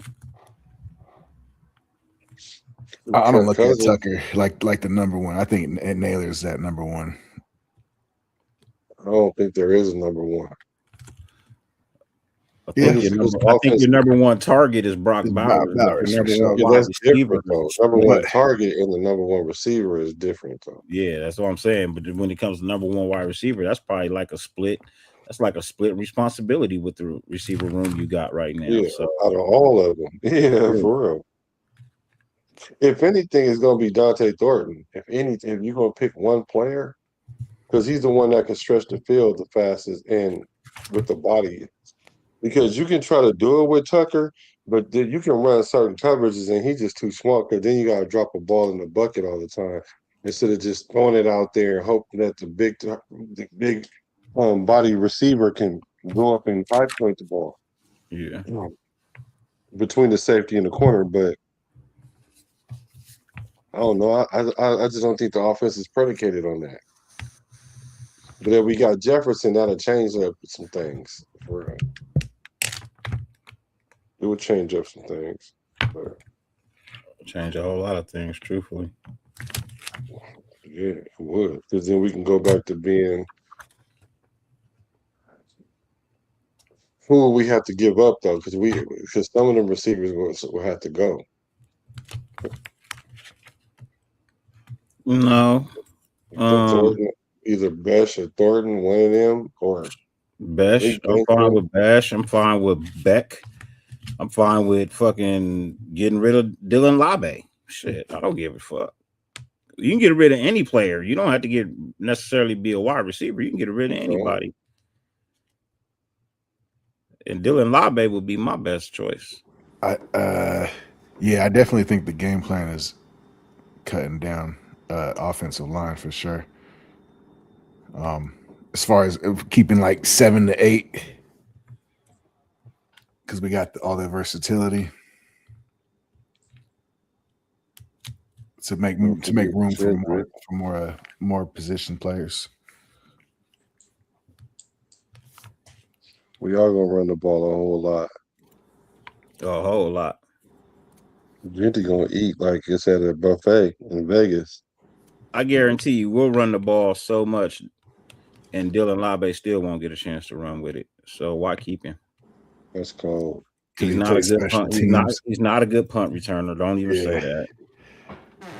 He's not a good punt returner. He can't read the field. He always end up running straight into fucking tackles. His best position is personal blocker for the punter. Man, his best position is on the side of Deuce Gruden in the fucking weight room, nigga. Get the fuck out of here, bro. Yeah, he's wasting the roster spot at this point. He is. He a locker room fit. Man, he ain't even a locker room fit, bro. They like him a lot. No, they don't. Yeah. That's a lie. No, they don't. Some cats don't even know who he is. Come on, now. Some cats ain't even gonna be on the team. Like, yeah, but there's vets there that's like who. I've seen some prominent players talk highly of him because I always was wondering why he's still around. That's what I was trying to figure out. And it appears that he keeps things lighthearted, I guess. But I'm not one for keeping a player just for that because I need you to perform on the field doing something. Handing out towels and keeping cleats warm. Giving away the ball. He got like 2 carries and 2 fumbles. Is it something crazy, bro? Nah, he's damaged goods at this point. Taking up a roster spot. I just know he fumbled on the first one, and that's not how I do it. Yeah, that was demoralizing. That's every time he's been in the game, he's done something wrong in the regular season. He's a preseason player. I'm good on just having preseason players, bro. I'm good. If you can't produce in the regular season, what are you here for? Yeah, career backups. I need players that can contribute when it's time to go. Yeah, it's time to go. Is that the magic word? Oh no, that's the song. I heard it saying. He said his only chance is a third down back in special teams.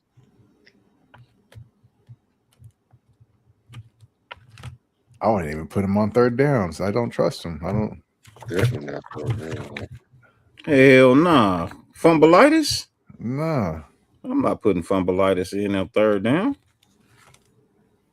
We got to upgrade everywhere, all over the place. Fumble Ruski. But I do like that the rookie Washington. I think that's we gotta see if he can. Well, we gotta see if he hold on to the ball.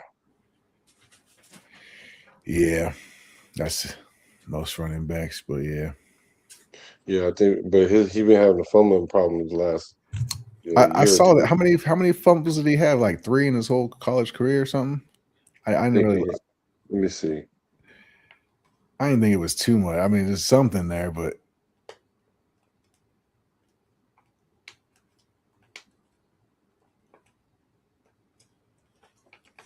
you could always get better at anything, like you said earlier. It can improve. Everybody. Like Max Crosby could fucking improve and put some muscle on and get some more sacks. Was his dad? His dad was in the NFL. Who? His dad was I wonder if this is his dad. Mike Washington played cornerback for the Tampa Bay. But it says he had. It said in his career He had 15 total fumbles. He lost 7 of them. Who? Mike Washington Jr. So last year he had 3 fumbles. The year before that he had 6 fumbles. The year before that he had 2 fumbles. And the year before that he had 4 fumbles. How does that add up to 15? I guess. Oh yeah, That's I guess. 15. Yeah, but he lost 7 of them. So okay. But still, that's still a lot. Because just giving up the ball, period, you mean you got lucky. Okay, so 7 or 8 times. His last year in college, he gave up three fumbles. The year before that, 6. Yeah, that's crazy. But maybe he only lost like a couple of them. But still, at the end of the day, me knowing that, I'm like, I'm hitting him because he gonna give up the ball. I'm gonna hit him in his arm with the ball at. Like if I try to run up on him, I'm gonna try to run up on him and hit him. Put your with helmet. my shoulder in Put your his helmet wrist. on the ball. Yeah. Yeah. The crown of their helmet up right to the ball. Because he might give it up. But if they teach him how to hold on to it and he stop fumbling, then he gonna be a problem. Because that might be why he trying to drop as low as he did.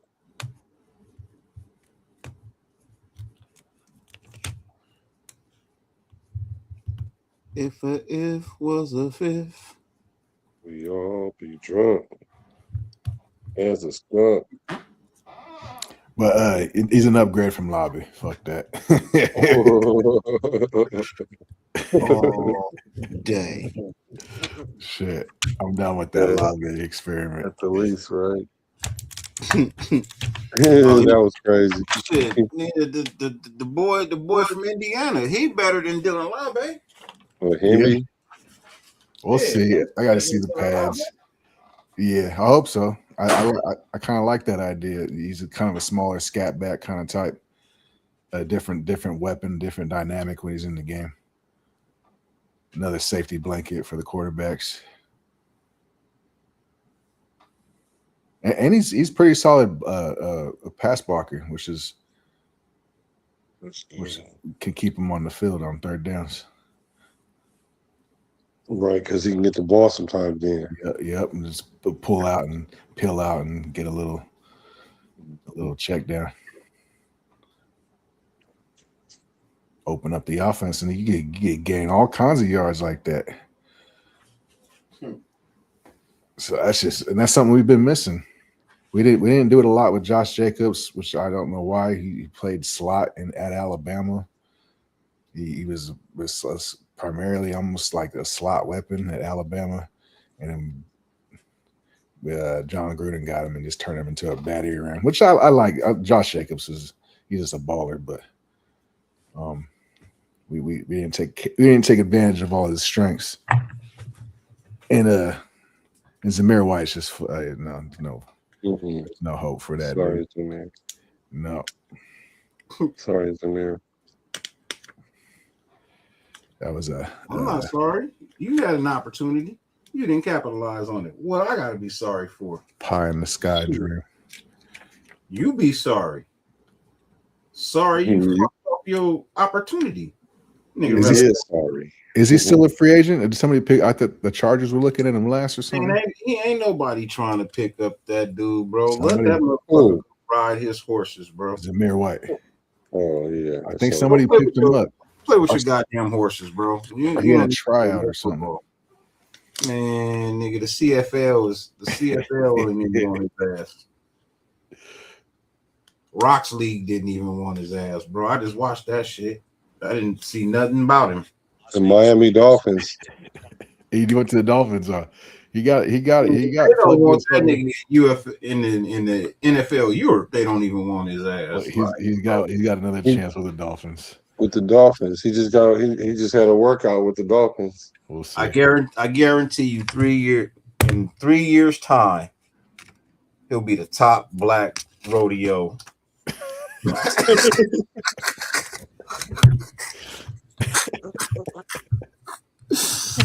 Yeah, I'm gonna see him in the Wilson Pickett Classic, nigga.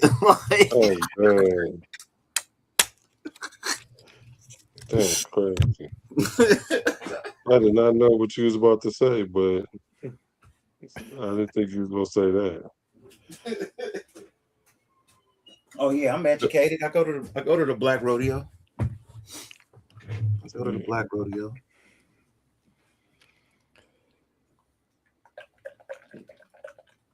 It's time to go to sleep now. Black line dancing is the shit. It's checkout time. Black line dancing. Yeah, that's what I said. We gotta go. Right. It's checkout time. It's been a blast. I gotta go get me some sleep so I can get up and go on this yacht tomorrow. Sheesh. Early checkout? Is it under checkout? But I gotta go get on this yacht tomorrow. Oh God, some of us are just I'm not able. I need to learn to run in the circles you run in. Yes, you do. I'll get there one day. Hey, it takes time for everybody. Okay, it takes time. Can you give the people that thank you for Russell Simmons? Thank you. God bless and good night. Hey, 50 billion things on the face of the planet you could be doing. The fact that you allowed us to grace your screen for any amount of time is greatly appreciated, more than we can verbally express. And you know, as I always say, fuck who hates you. Who fucking loves you? Good night. Peace. I love you, baby. Because I'm a red animal. Raiders. Good night. God bless.